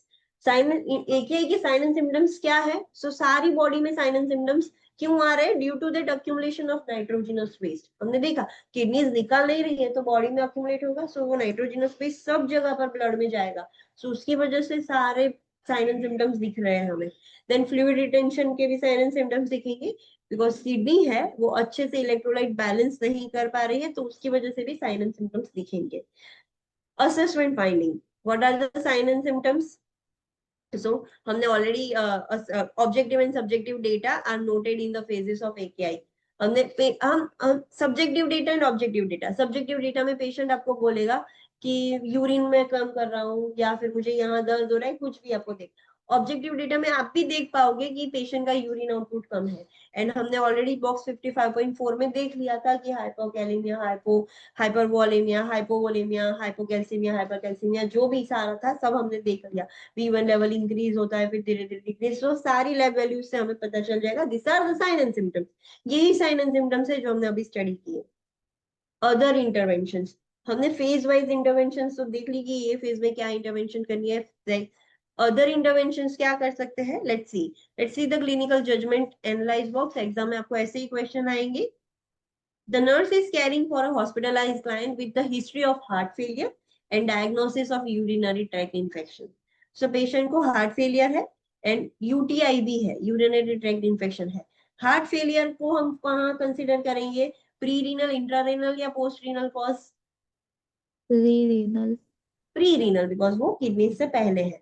UTI में specify नहीं किया है कि infection कहाँ पर है, kidney में है, यूरेटर में है, ब्लैडर में है या यूरेथ्रा में है, राइट। अगर स्पेसिफाई किया होता, सो अगर पाइलोनेफ्राइटिस, ग्लोमेरुलोनेफ्राइटिस है तो हम कहाँ कंसिडर करेंगे? Intrarenal. Intrarenal. If person is having ureteritis, cystitis, urethritis, then postrenal. Postrenal, right. So आपको डिजीज कंडीशन पढ़ के पता चल जाना चाहिए कि ये what is the cause, pre-renal cause है, इंट्रा या पोस्ट-रीनल। सो अभी पेशेंट एक हॉस्पिटलाइज है जिसको हिस्ट्री है हार्ट फेलियर की, एंड अभी डायग्नोसिस है, हिस्ट्री रह चुकी है UTI की। जब नर्स ने असेसमेंट किया, the nurse notes that the client's urine output has decreased to 15 ml per hour। Is this normal और abnormal? Abnormal. What is the normal then? 30 ml per hour. 30 ml per hour. Yes. So ये decrease हो गया है. The blood pressure has increased to 190 by 110 mm of Hg. Auscultation of lung sounds reveals fine crackle and wheezes in the lung bases bilaterally. The client is dyspneic and jugular vein distension, peripheral edema. So ये सारे symptoms क्या identify करते हैं? Fluid retention के हैं सारे. Fluid overload हो गया है, सो हाइपरटेंशन है. क्रैकल्स है, लंग्स में अक्यूमुलेट होगा तो फाइन क्रैकल्स सुनाई देंगे. व्हीजिंग होगा, डिज्निया हो जाएगा बिकॉज फ्लूइड अक्यूमुलेशन हो गया है. जुगुलर वेन डिस्टेंशन, एडिमा, ये सारे यूरिन फ्लूइड अक्यूमुलेशन के हैं. फ्लूइड अक्यूमुलेशन क्यों हुआ? बिकॉज यूरिन आउटपुट कम हो गया था 15 ml पर आवर. सो ऐसे क्वेश्चन होगा एंड लास्ट में आपको देखना है क्या मिलेगा. सो इसमें आंसर दे देते हैं. सो एग्जाम में आपको आइडेंटिफाई करना होगा. The nurse analyze the cues and interprets the finding, indicate the possible AKI and fluid overload. Nurse ने ये सारे सिम्टम्स पढ़ के नर्स को हमें पता चलना चाहिए that पेशेंट को AKI हो गया है, ये प्री रीनल और ये जो यूटीआई कॉज था उसकी वजह से किडनी डैमेज हो गई. सो AKI हो गया है एंड AKI की वजह से फ्लूइड ओवरलोड हो गया. सो ये हमें पता चलना चाहिए. सो लेट्स सी अदर इंटरवेंशंस क्या कर सकते हैं इन AKI. Monitor vital signs, especially for the signs of hypertension, tachycardia, tachypnea, and irregular heart rate.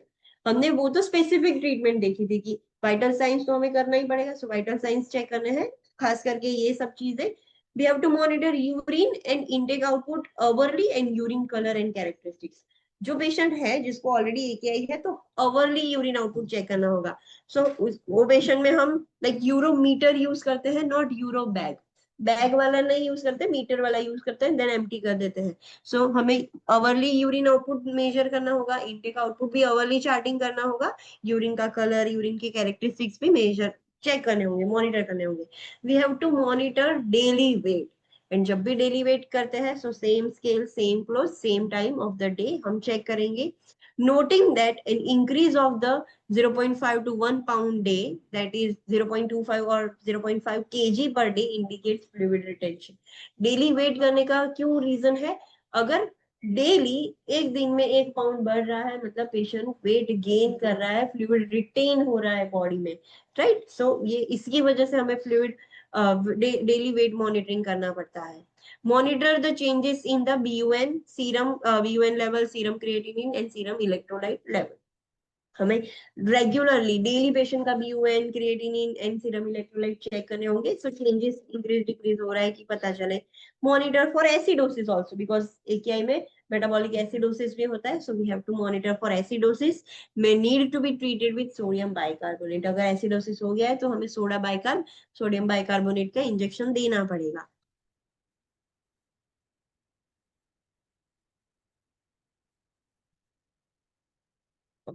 Monitor for urine analysis for protein level, hematuria, caste and specific gravity. Urine का analysis करेंगे, उसमें protein के कितने level है, haematuria है कि नहीं, cast present है या नहीं, स्पेसिफिक ग्रेविटी क्या है, वो सब मॉनिटर करेंगे. We have to also monitor for level of consciousness caused by uremia. Uremia की वजह से ये ऑल्टर हो गया था, वो भी हम चेक करेंगे. Monitor for signs of infection because client may not exhibit an elevated temperature or an increased WBC count. Yes, infection के लिए मॉनिटर करना पड़ेगा बिकॉज शायद पॉसिबिलिटीज है कि पेशेंट का टेम्परेचर एलिवेट ना हो, फ्लूइड वॉल्यूम ओवरलोड है ऑलरेडी, या तो WBC भी एलिवेट ना हो, पर इन्फेक्शन होगा तो हमें वो मॉनिटर करना पड़ेगा. Monitor for the lungs for the fine crackles, wheezes and bronchi, and monitor for edema which can indicate fluid overload. So in short fluid overload के लिए हम चेक कर रहे हैं. Administer the prescribed diet. अब ये डाइट की बात है, which is usually low to moderate protein diet to decrease the workload on kidney. कोई भी किडनी डिजीज होता है हम प्रोटीन रेस्ट्रिक्टेड डाइट ही देते हैं, except for one condition. New students will speak. Every time I ask the same question. कोई भी kidney disease हो, डॉक्टर्स प्रोटीन मॉडरेशन में ही कर देते हैं, प्रोटीन रेस्ट्रिक्टेड डाइट ही होता है. एक ही कंडीशन ऐसी है जिसमें प्रोटीन रिच डाइट देना है, किडनी की. सारी किडनी डिजीज में हमें प्रोटीन रेस्ट्रिक्टेड डाइट देना होता है, एक ही किडनी डिजीज है जिसमें प्रोटीन रिच डाइट देना है. Online students now tell me. Which condition? Nephrotic syndrome. Nephrotic syndrome. This is the only condition in which we have to give protein rich diet. बाकी सारी condition में protein restricted करना होता है to decrease the workload of kidney. जितना protein ज्यादा उतना kidney का workload भी ज्यादा. So एक protein restricted diet देंगे, high carbohydrate diet देंगे. Ill patient may require nutritional support with supplements, enteral feeding and parenteral nutrition. Normally diet ऐसा देना हो तो protein restricted, फ्लूइड ओवरलोड है तो सोडियम रेस्ट्रिक्टेड भी आ जाएगा, right. So depending on the patient condition हम डाइट डिसाइड करते हैं. सो आइडियली जनरली किडनी के पेशेंट्स में हम protein restricted and high carbohydrate diet देते हैं. अगर पेशेंट बहुत ज्यादा बीमार है, वो खा नहीं सकता अच्छे से, सो हमें न्यूट्रिशनल सपोर्ट देना होगा बाय प्रोवाइडिंग सप्लीमेंट्स या सीधा एंटेरल फीडिंग देकर या पैरेंटल न्यूट्रिशन देके हम मेंटेन करेंगे. Restrict potassium and sodium intake as prescribe based on the electrolyte level. अगर हाइपरकैलेमिया है, हाइपरनेट्रीमिया है तो वो भी हम देखेंगे, ध्यान रखेंगे. फ्लूइड ओवरलोड है तो फिर हम सोडियम इंटेक रेस्ट्रिक्ट कर देंगे. सो डिपेंड करता है. तो सारे potassium rich food and sodium rich food हम नहीं दे सकते पेशेंट को. Administer medication as prescribe. Be alert to the mechanism of metabolism and excretion of all prescribe medication. Yes, we have to administer medication, but जो भी medication हम administer कर रहे हैं वो हमें ध्यान रखना होगा मेटाबॉलिज्म कैसे हो रहा है, एक्सक्रीशन कैसे हो रहा है. बिकॉज नेफ्रोटॉक्सिक होगी तो किडनीज एक्सक्रीट नहीं कर पाएगी, प्रॉब्लम हो जाएगा. Be alert to the nephrotoxic medication which may be prescribe. हम डॉक्टर्स ऐसा नहीं है, फॉर एग्जांपल पेशेंट को फीवर है तो हम एसिटामिनोफेन देंगे ही, right. We know acetaminophen is nephrotoxic but some amount हम दे सकते हैं. सो अगर हम एसिटामिनोफेन दे रहे हैं, ऐसी कोई मेडिकेशन दे रहे हैं जो ऑलरेडी नेफ्रोटॉक्सिक है, so we have to be very alert, very cautious, right, कि पेशेंट को डैमेज ना हो जाए. Be alert to the PHCP's adjustment of medication dosages for kidney injury. Yes, doctor change कर रहे हैं डोज तो हमें अलर्ट रहना है. फिर ऐसा ना हो कि डॉक्टर ने डोज चेंज किया है but we are giving the same amount. पहले फॉर एग्जांपल 100 mg जा रहा था कोई टैबलेट, अब डॉक्टर ने चेंज करके 50 mg कर दिया and we don't know that doctor has change the order. हम तो 100 ही दिए जा रहे हैं. सो ऐसा नहीं होना चाहिए. We have to be alert. I have seen one patient, doctor ने सोडियम बाइकार्बोनेट ही चेंज किया था डोजेज. पेशेंट का sodium bicarbonate HCO3 level increase नहीं हो रहा था. सो वो मेडिकेशन पहले बीडी कर रही थी, फिर TDS हुआ, फिर QDS हुआ 4 times a day, तो भी इंक्रीज नहीं हो रहा था. तो डॉक्टर ने उसका डोज इंक्रीज कर दिया. पहले 50 mg था तो 100 mg QDS किया, फिर भी इंक्रीज नहीं हो रहा था पेशेंट का. देन हमें पता चला कि डॉक्टर ने डोज इंक्रीज किया है बट स्टाफ तो 50 mg QDS दे रहे थे. They are not aware that doctor has increased the dose. So sometimes it happens. So we have to be very alert. Dosage change होता है तो. Prepare the client for dialysis if prescribed. Continuous renal replacement therapy may be used in AKI to treat the fluid volume overload and or rapidly developing azotemia and metabolic acidosis. Okay. Sometimes AKI में हम जब ऐसा stage आ जाता है कि urine output बिल्कुल drop हो गया है, ओलिगुरियम से एन्यूरिया हो गया, सो इमरजेंसी में हमें डायलिसिस करना होगा to save the kidneys, right. एक बार ही करना होता है, लाइफ टाइम डायलिसिस नहीं आ जाएगा. अगर हमने अभी डायलिसिस कर लिया तो पेशेंट की किडनीज नॉर्मल हो जाएगी. So we can do dialysis और कंटिन्यूअस रीनल रिप्लेसमेंट थेरापी भी कर सकते हैं, जो हमने ऑलरेडी कॉम्प्लेक्स केयर में देखा था. सो हम कर सकते हैं to treat the AKI and जो फ्लूइड ओवरलोड हुआ है वो रैपिडली डेवलपिंग एजोटेमिया हो रहा है या मेटाबॉलिक एसिडोसिस हो रहा है तो उसमें भी हम ये कर सकते हैं. Now tell me what is azotemia. Emia है, so it is something accumulating in the blood. What is this? चलो गूगल इट. Nitrogenous waste. तो यूरेमिया में भी नाइट्रोजनस वेस्ट, एजोटेमिया में भी nitrogenous waste. This is what I'm trying to do.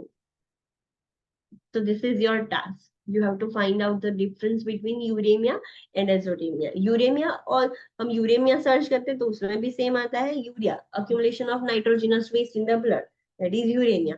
Azotemia में भी search करेंगे so ऐसा ही आएगा, accumulation of nitrogenous waste on ammonia and all these things. So that is the azotemia. So what is the difference between uremia and azotemia? You have to find it out. इसके लिए हम dialysis कर सकते हैं. We have to provide emotional support by allowing opportunities for the client to express the concerns and fears and by encouraging family interactions. Yes, emotional support देना होगा because patient panic हो जाएगा, उसको ऐसा डर होगा कि मेरी किडनीज फेल हो गई तो what I will do. उसको कुछ कंसर्न्स होते हैं, फियर्स होते हैं, फैमिली मेंबर्स को भी होते हैं. हम इंटरेक्शन करते हैं, उनको अपॉर्चुनिटी देते हैं कि उनके जो भी फियर्स है एक्सप्रेस कर सके, हमारे साथ बात कर सके. Promote consistency in care givers. Okay, जो भी केयर गिवर्स है उसमें कंसिस्टेंसी मेंटेन करनी है, डेली सेम ही होने चाहिए, चेंज नहीं होने चाहिए. And also refer section 4E in this chapter, special problems in kidney disease and intervention. हम आगे पढ़ेंगे कि स्पेशल प्रॉब्लम्स क्या होते हैं. नेक्स्ट सीकेडी में ही हम पढ़ेंगे कि what are the special problems that occurs in kidney disease और उसके इंटरवेंशन क्या करेंगे वो हम आगे देखेंगे. So this is all about AKI. AKI के हमने कॉजेस देख लिए, क्यों होता है pre renal, intra renal, post renal. Then उसके इंटरवेंशंस देखे फेज के अकॉर्डिंग. देन असेसमेंट में जो हमने ऑलरेडी टेबल में देखा था वो ही था. एंड जनरल इंटरवेंशंस देखे कि ये तो हम फेस वाला तो करेंगे बट एक्स्ट्रा इंटरवेंशंस क्या करनी है. Next is chronic kidney disease. What is this? Okay, is it reversible? Online students, tell me what is CKD?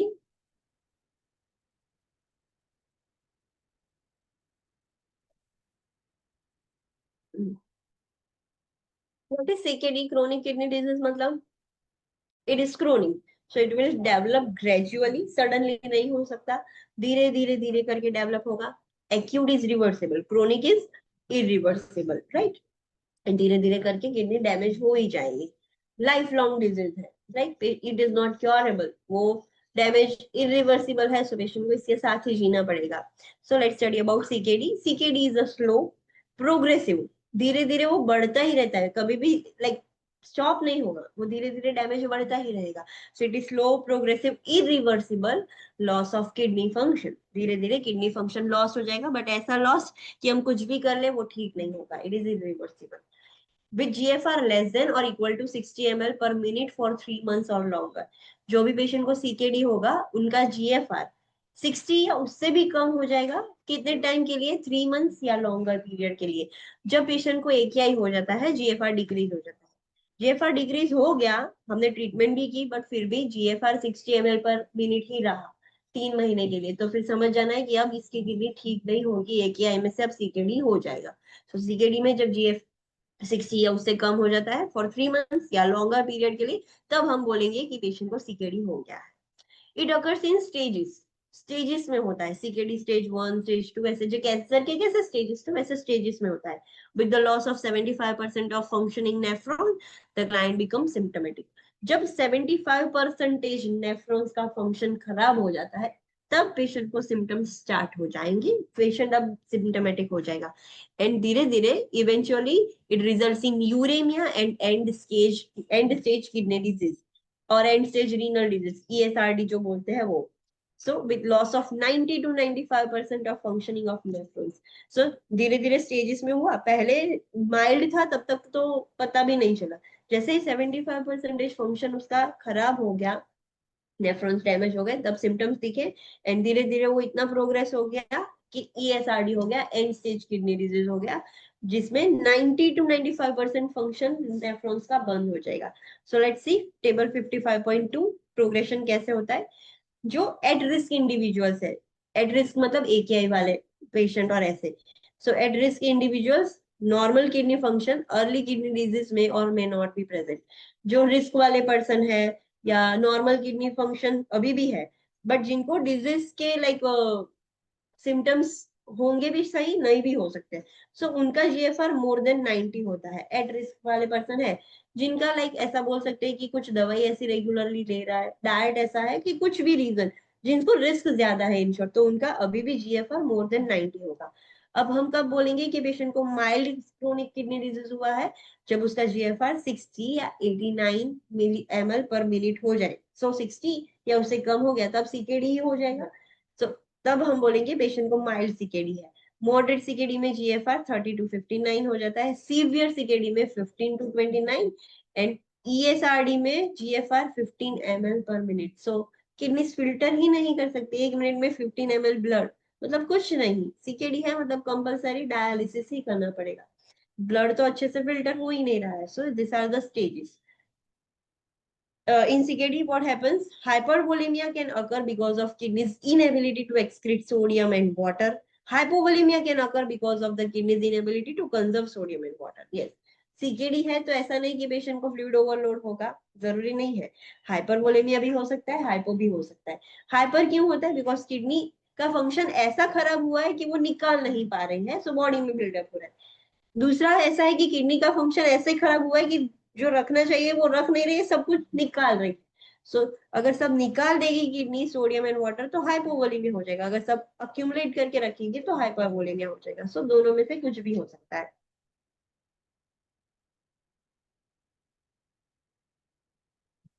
Okay, this is really important point. CKD affects all major all major body systems and may require dialysis or kidney transplantation to maintain life. एक बार patient को CKD हो गया, then there is no chance कि आप medicine देकर उसको ठीक कर पाओ, बिकॉज ब्लड तो रेगुलरली फिल्टर करना होगा। अगर वो इम्प्योर ही ब्लड पूरी बॉडी में सर्कुलेट होता रहेगा तो सारे ऑर्गन्स खराब कर देगा। सो एक ही ऑप्शन है, पेशेंट को लाइफ लॉन्ग डायलिसिस करवाना ही पड़ेगा, या तो किडनी ट्रांसप्लांटेशन करवाना पड़ेगा, तभी वो पेशेंट जिंदा रह पाएगा, वरना वो मर जाएगा। ड्यू टू इम्प्योर ब्लड जो सर्क्यूलेट हो रहा है वो फिल्टर ही नहीं हो रहा है, अंदर इतना वेस्ट है, इतना इम्प्योर है कि उससे ही वो मर जाएगा। सो उसको लाइफ मेंटेन करने के लिए डायलिसिस या ट्रांसप्लांटेशन करवाना ही होगा। Now let's study about the causes. CKD क्यों होता है?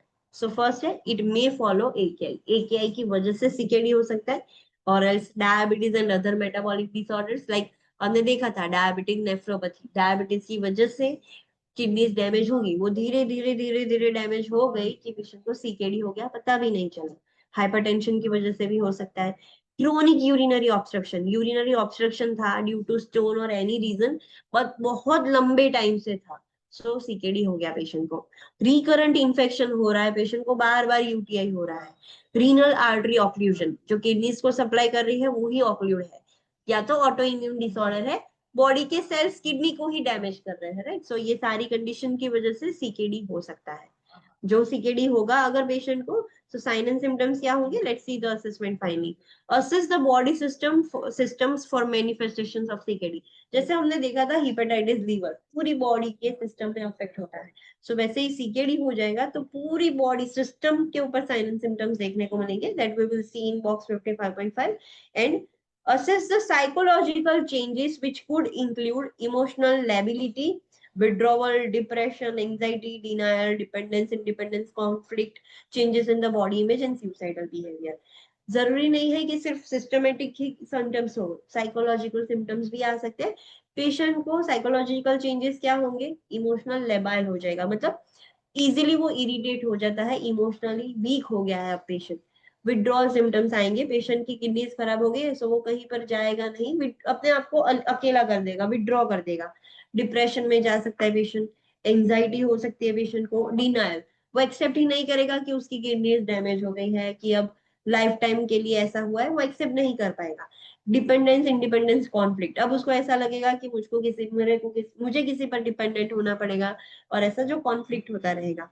बॉडी में चेंजेस होंगे बिकॉज फ्लूइड ओवरलोड हो रहा है, किडनीज खराब है तो उसकी स्किन भी खराब हो जाती है, सो वो सब इमेज चेंजेस होंगे, सुसाइडल बिहेवियर उनको आते रहेंगे। सो ये साइकोलॉजिकल चेंजेस भी पेशेंट के अंदर देखने को मिलते हैं, we have to assess this. Now let's see box 55.5, जो सीकेडी में सिस्टम वाइज कौन से सिम्टम्स देखने को मिलेंगे। सो न्यूरोलॉजिकल सिम्टम्स में क्या होगा? एस्टेरिक्सिस, हमने ये पढ़ा है। एस्टेरिक्सिस कहाँ पर? I think we have not studied this. क्या है तो? Online students, we have studied this word or not?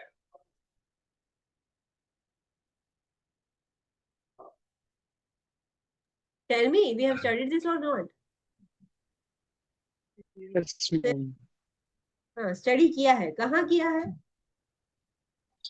See, Cirrhosis of liver. So what is asterixis? and try not. Tremors जो इमेज था ऐसे फ्लैपिंग ट्रेमर्स होगी. So neurological symptoms tremors आएगा. Ataxia होगा. Ataxia का मीनिंग ऑलरेडी दिया है. Abnormal gait. Gait उसका चेंज हो जाएगा. Alteration in gate. कोमा में जा सकता है पेशेंट. इनएबिलिटी टू कॉन्सेंट्रेट और डिक्रीज अटेंशन स्पैन. पेशेंट का कॉन्सेंट्रेशन खराब हो जाएगा. Lethargy and day time drowsiness. Patient एकदम लेथार्जिक हो जाएगा. दिन में भी सोया करेगा बिकॉज उसका ब्लड है वो अच्छा नहीं है, इम्प्योर है, वेस्ट वाला है. मायोक्लोनस होगा. What is myoclonus? Jerky movements. Seizures है myoclonic. Tonic clonic myoclonic. Jerky movements आएंगे. Relaxation then stiff. Relaxation stiff ऐसे जर्की मूवमेंट्स आएगा. सो मायोक्लोनस हमें देखने को मिलेगा पेशेंट में. पेरिसेशिया होगा. सीजर्स आ सकते हैं पेशेंट को. स्लर्ड स्पीच हो सकती है. ट्रेमर्स, ट्विचिंग और जर्की मूवमेंट्स आ सकते हैं. सो हमने ट्रेमर्स वाला एटेरिक्सिस देखा, मायोक्लोनस देखा, ट्रेमर्स, ट्विचिंग और जर्की मूवमेंट्स. वो एक ही बार रिपीट हो रहा था. कार्डियोवेस्क्यूलर में क्या चेंजेस देखने को मिलेंगे? सो कार्डियक टेम्पोनेट हो सकता है. कार्डियोमायोपैथी हो सकता है. I hope you now understood what is cardiac tamponade myopathy. Heart failure हो सकता है. हाइपरटेंशन हो सकता है. Pericardial effusion. Pericardial friction rub. Effusion की वजह से फ्रिक्शन रब होगा. Peripheral edema and uremic pericarditis due to excessive urea और वेस्ट प्रोडक्ट. पेरिकार्डाइटिस हो जाएगा. रेस्पिरेटरी सिम्टम्स क्या होंगे? क्रैकल्स सुनाई देगा हमें. Deep saying and yawning. Saying मतलब ऐसा हम करते हैं ना, ऐसा. सो वो डीपली साई करेगा. एंड यॉर्निंग, बार बार लाइक यॉर्न करता रहेगा पेशेंट. डिप्रेस्ड कॉफ रिफ्लेक्स. अच्छे से कॉफ नहीं कर पाएगा. कॉस्मोस रेस्पिरेशन होंगे. शॉर्टनेस ऑफ ब्रीथ होगा. डिज्निया, टेकिपनिया होगा. Pleural effusion. Pulmonary edema. Uremic halitosis. What is this? Halitosis word हमने पहले भी पढ़ा है. कहां पर पढ़ा है?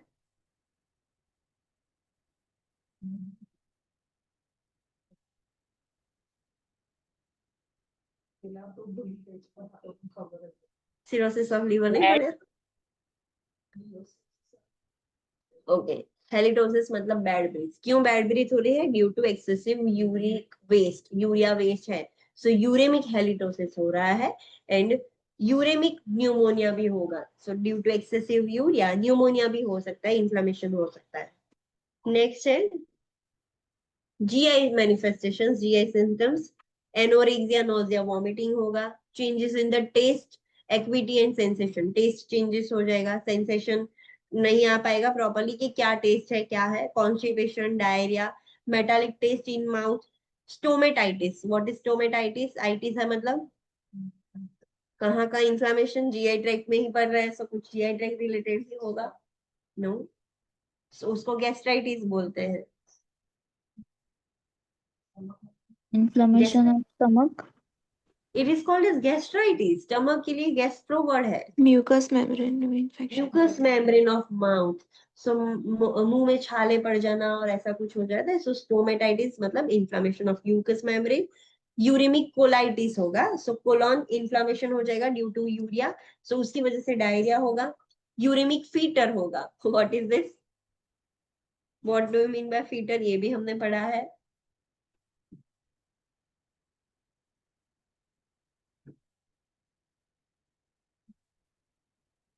Google it. What is fitter?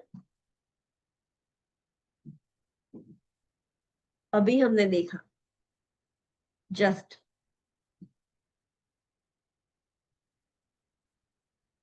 What is feeder?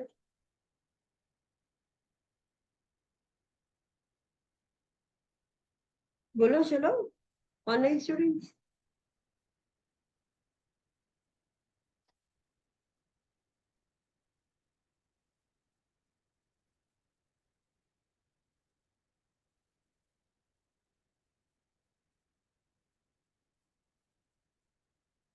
What is feeder?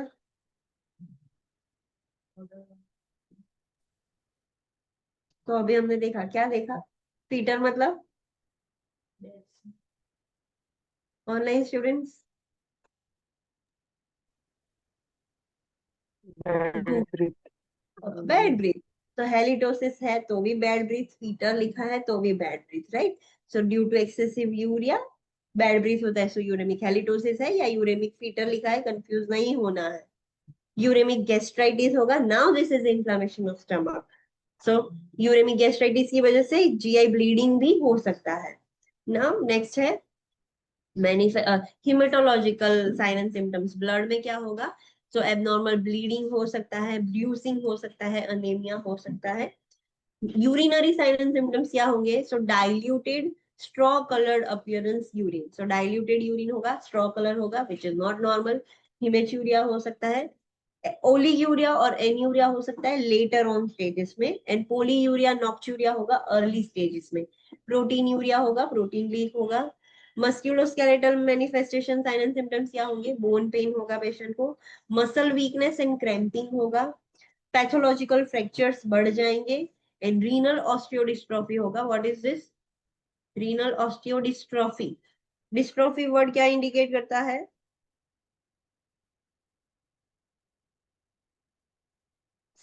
किससे सिमिलर है डिस्ट्रोफी?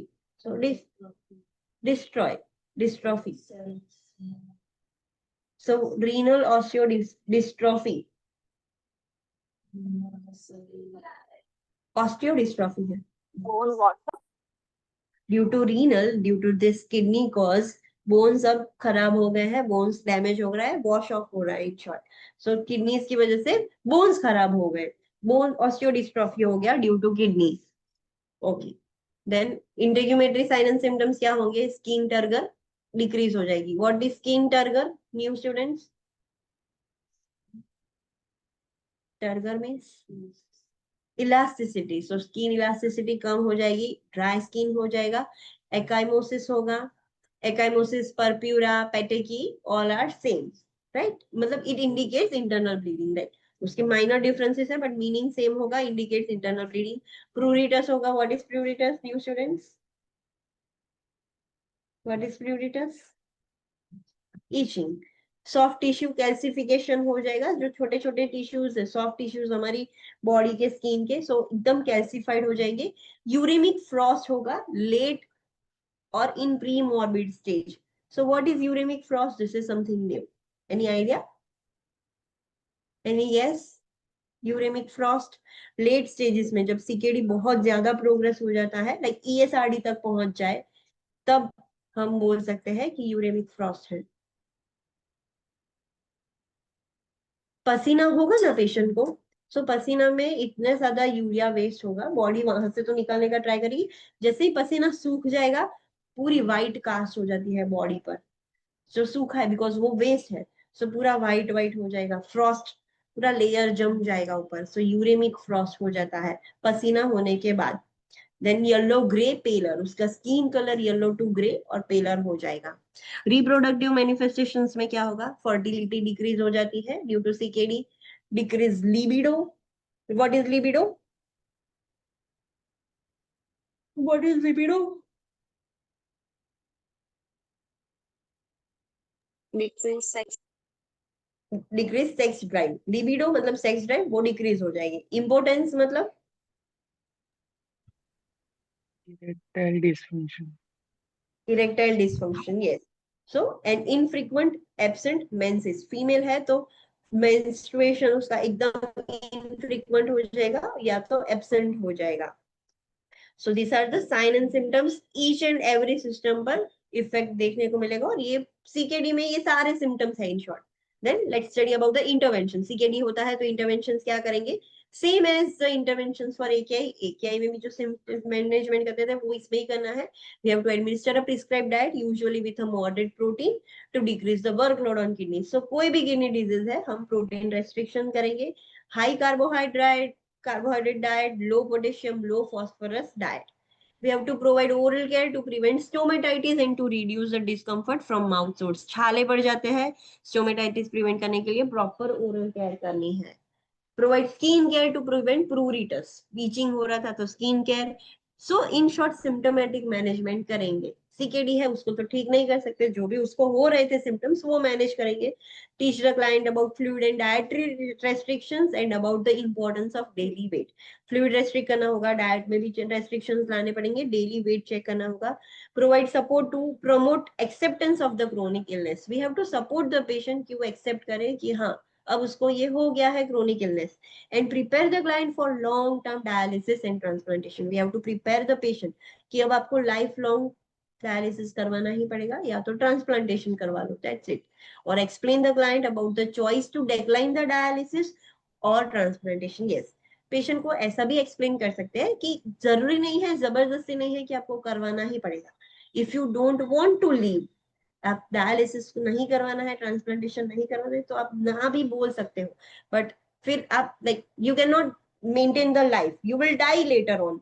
बट आपको नहीं करवाना है तो वो आपकी चॉइस है, ऐसा भी आप बोल सकते हो. With elderly clients provide information that kidney function is declining and in time may reach ESRD and require dialysis. अब जो ओल्डर पेशेंट है, ओल्डर क्लाइंट, आप उनको ऐसा भी इंफॉर्मेशन दे सकते हो कि धीरे धीरे आपकी किडनीज का फंक्शन कम हो रहा है एंड लेटर ऑन में आपको फिर डायलिसिस करवाना पड़ेगा. अभी नहीं करवा रहे हो तो कोई बात नहीं, उतना नहीं हुआ है, माइल्ड है, तो आपने बोला कि मुझे नहीं करवाना है, बट लेटर ऑन ESRD हो गया तो फिर करवाना ही पड़ेगा. And encourage healthy lifestyle and discuss the choice. जो भी उसकी चॉइस है, उसको करवाना है नहीं करवाना है डायलिसिस, जो भी है उसकी चॉइस, वो मतलब डिस्कशन करो एंड हेल्दी लाइफस्टाइल के लिए एनकरेज करो कि अब लाइफ लॉन्ग आपको ध्यान रखना पड़ेगा, कुछ चीजें खाने पीने की बंद करनी होगी, वो सब आप एक्सप्लेन करोगे. ओके, नेक्स्ट है special problems in kidney disease. हमने AKI में देखा था कि आगे देखोगे ये जो किडनी डिजीज होता है, कोई भी किडनी डिजीज, उसमें ये स्पेशल प्रॉब्लम्स होंगे ही पेशेंट को. So what are the special problems? Let's see box 55.6. Activity intolerance and insomnia. Insomnia मतलब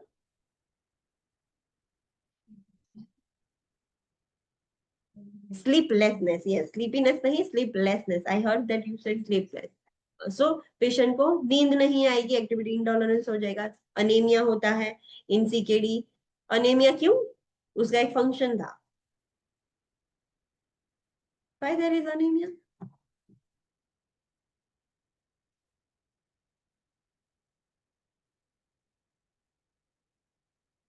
Erythropoietin.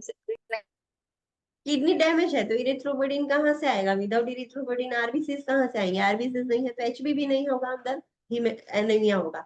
GI ब्लीडिंग हो सकता है. क्यों होता है? हमने देखा था due to uremic gastritis, right. So reasons हमने ऑलरेडी देखे थे, रेस्टोरेंट्स आपको पता होने चाहिए. सो ये कॉमन प्रॉब्लम सारे किडनी डिजीज में होंगे.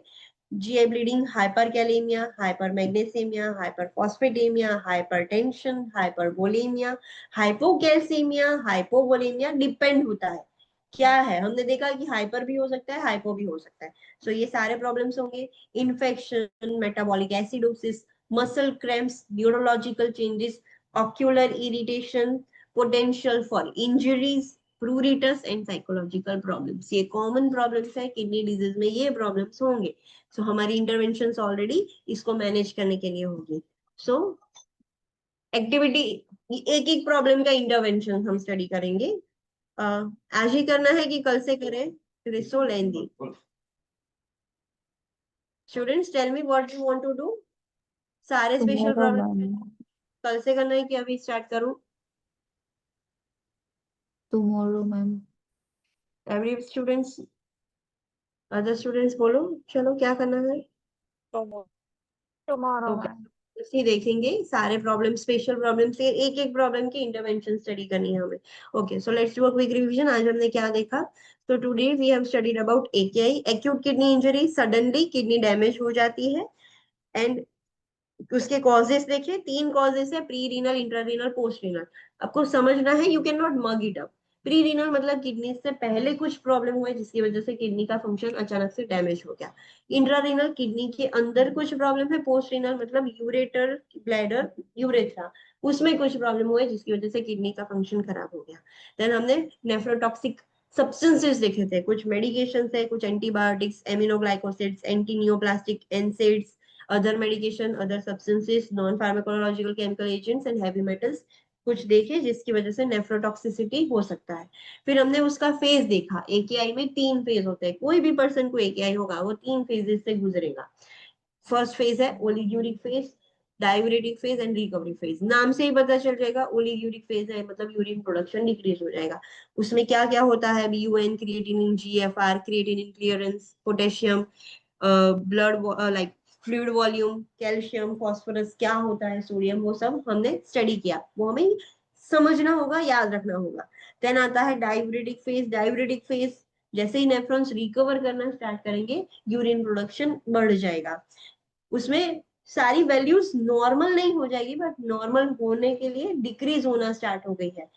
कंपेयर टू ओलिग्यूरिक फेज वो कम हुई है but not normal, right. So hypokalemia, hyponatremia, hypovolemia होगा। एंड देन आता है रिकवरी फेज। रिकवरी फेज तुरंत नहीं आ जाता है, वो लंबा चलता है। एक बार डाययूरेटिक फेज खत्म हो जाए तो 1 से 2 साल तक रिकवरी फेज ही चलता है। कंप्लीट रिकवरी आने में 1 से 2 साल लग जाएंगे। उसमें सब कुछ वैल्यू अब नॉर्मल हो जाएगी, नॉर्मल स्टेबिलाईज हो जाएगी। फिर हमने ईच फेज का इंटरवेंशन देखा था, उसमें क्या होता है वो हमने स्टडी किया था। ओके, ये चीज याद रखना है कि in oliguric phase we have to give rapid IV administration, 500 to 1 ml 1 घंटे में दे देना है। बट आपके पेशेंट को हो गया है हाइपरटेंशन, तो फिर क्या करोगे? Can we give IV fluid bolus?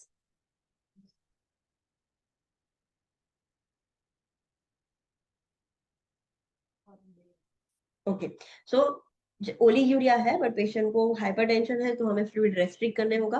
पूरे दिन का 400 to 1000 में से जो भी डॉक्टर ने प्रिस्क्राइब किया है वो देंगे, प्लस उसका जो यूरिन आउटपुट है वो ऐड करके टोटल दिन का उतना ही देना होगा। मेडिकेशन डाययूरेटिक्स देनी पड़ेगी। डाययूरेटिक फेज में एक्सेसिव यूरिन प्रोडक्शन हो रहा है बिकॉज वो रिकवर होना स्टार्ट हो गया। सो अब जो वेस्ट था अब वो निकल रहा है किडनी। हम जब भी ज्यादा पानी पीते हैं तो हमारी किडनी यूरिन भी ज्यादा बनाती है। किडनीज को पता है कि ये ज्यादा पानी बॉडी में रख नहीं सकते, बट ओली यूरिया में वो डैमेज था, अब उसने काम चालू कर दिया है। फटाफट जो ओली यूरिया की वजह से फ्लूइड अक्यूमुलेशन हुआ था उसे निकालना स्टार्ट कर दिया। सो डाययूरेटिक फेज में एक्सेसिव यूरिन प्रोडक्शन होगा बट उसकी वजह से पेशेंट को हाइपोटेंशन, हाइपोवोलेमिया होगा, तो वो ट्रीटमेंट करने के लिए आपको IV fluid and electrolyte replacement करना पड़ेगा। रिकवरी फेज में कुछ हमें करने की जरूरत नहीं है, वो नेचुरली ही धीरे धीरे ही रिकवर होगा बट उसको टाइम लगेगा। What is this red important point?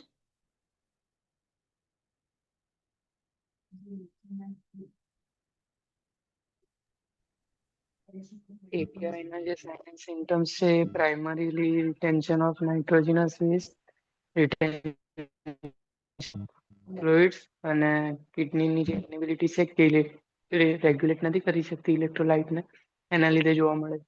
Yes, सो एकेआई के सिम्टम्स हमें क्यों देखने को मिल रहे हैं? सो 3 रीजन है। एक तो नाइट्रोजनस वेस्ट रिटेन हो रहा है, फ्लूइड रिटेन हो रहा है एंड इलेक्ट्रोलाइट इम्बैलेंस हुआ, उसकी वजह से हमें एकेआई में सारे सिम्टम्स देखने को मिले। साइन एंड सिम्टम्स हमने ऑलरेडी देख लिया था बॉक्स में। And other intervention, general intervention, symptomatic intervention हमने देखी। ओके, देन सीकेडी हमने देखा। सीकेडी मतलब अब ये धीरे धीरे स्लोली स्लोली प्रोग्रेस होके क्रोनिक कंडीशन हो गया है which is not reversible. AKI reversible है अगर हमने अर्ली इंटरवेंशन कर लिया तो, but chronic CKD it is not reversible. Patient has to live with this condition. CKD हम कब बोलेंगे पेशेंट को सीकेडी हुआ है? पेशेंट का एकेआई था, चलो जीएफआर डिक्रीज होता रहा है 60 पहुंच गया, तब हम बोलेंगे कि अब पेशेंट को सीकेडी हो गया है। सो सीकेडी में 60 या 60 से कम होगा। 60 है तो माइल्ड सीकेडी, उससे ज्यादा कम है तो मॉडरेट, और कम है तो सीवियर, और 15 से भी कम है तो ESRD। 5 से कम है मतलब किडनी निकाल देनी के अब कुछ सी काम की नहीं है kidney. So this are the levels. उसके भी स्टेजेस है जो हमने देखे। सीकेडी में हाइपरवोलेमिया भी हो सकता है, हाइपो, किडनी या तो रिटेन करेगी सब कुछ या तो एलिमिनेट करेगी। फिर हमने रेड इंपॉर्टेंट पॉइंट देखा। What is this red important point?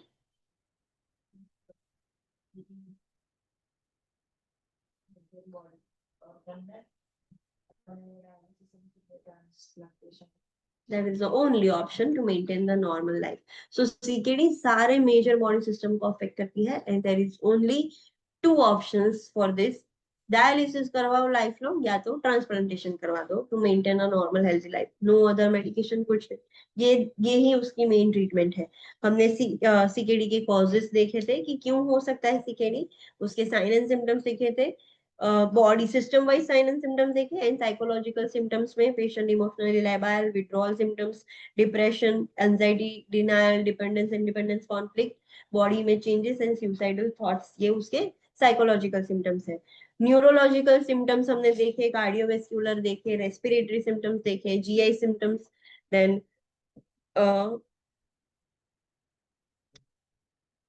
hematological, urinary symptoms, musculoskeletal, integumentary, reproductive. Now we are a human beings. It is not possible to remember each and every symptom. So जब आप question पढ़ते हो, वो question read करके उतना तो पता लगेगा ना कि हाँ किडनी डैमेज हुई है तो ये प्रॉब्लम हो सकता है कि नहीं हो सकता है, ऐसे ही सोच के ही करना है। मैंने भी ये सिम्टम्स याद नहीं रखे थे। It is not possible to remember each and every symptom, बहुत सारे सिम्टम्स है। So always logically rationalize thinking अपनी एनकरेज करो कि रैशनलाइज थिंकिंग से आप क्वेश्चन के जो सिम्टम्स है वो आइडेंटिफाई कर सको कि हाँ ये हो सकता है, पॉसिबल है या नहीं। देन इंटरवेंशन हमने देखी, नॉर्मल AKI की जैसी ट्रीटमेंट होगी, सिम्टोमेटिक ही treatment, there is no cure for this condition.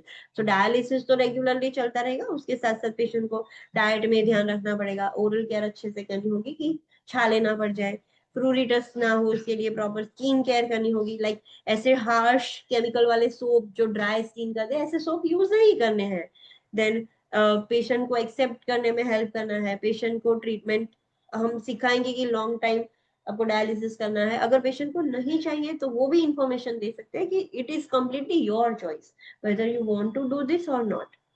Then हमने स्पेशल प्रॉब्लम्स का लिस्ट देखा कि किडनी डिजीज होगा तो ये सारे स्पेशल प्रॉब्लम्स पेशेंट को हो सकते हैं। Activity intolerance, insomnia, anaemia, GI bleeding, hyperkalaemia, magnesaemia, phosphataemia, hypertension, hypervolaemia, hypocalcaemia, hypovolaemia, infection, metabolic acidosis, muscle cramps, neurological changes, ocular irritation, potential for injury, pruritus and psychological problems. ये common problems है, kidney disease में होता ही है। फिर हम कल से देखेंगे ईच प्रॉब्लम की इंटरवेंशन। अगर ये प्रॉब्लम है तो उसके लिए हम पेशेंट के लिए क्या कर सकते हैं, बिकॉज ये होगा ही तो हमें वो मैनेज करके देना है, that's it, we can not cure the kidney disease. सो वो हम कल से देखेंगे। Any doubt in today's lecture? Online students? No, ma'am. Okay, so see you tomorrow at 9 a.m. Thank you. Okay, ma'am. Thank you.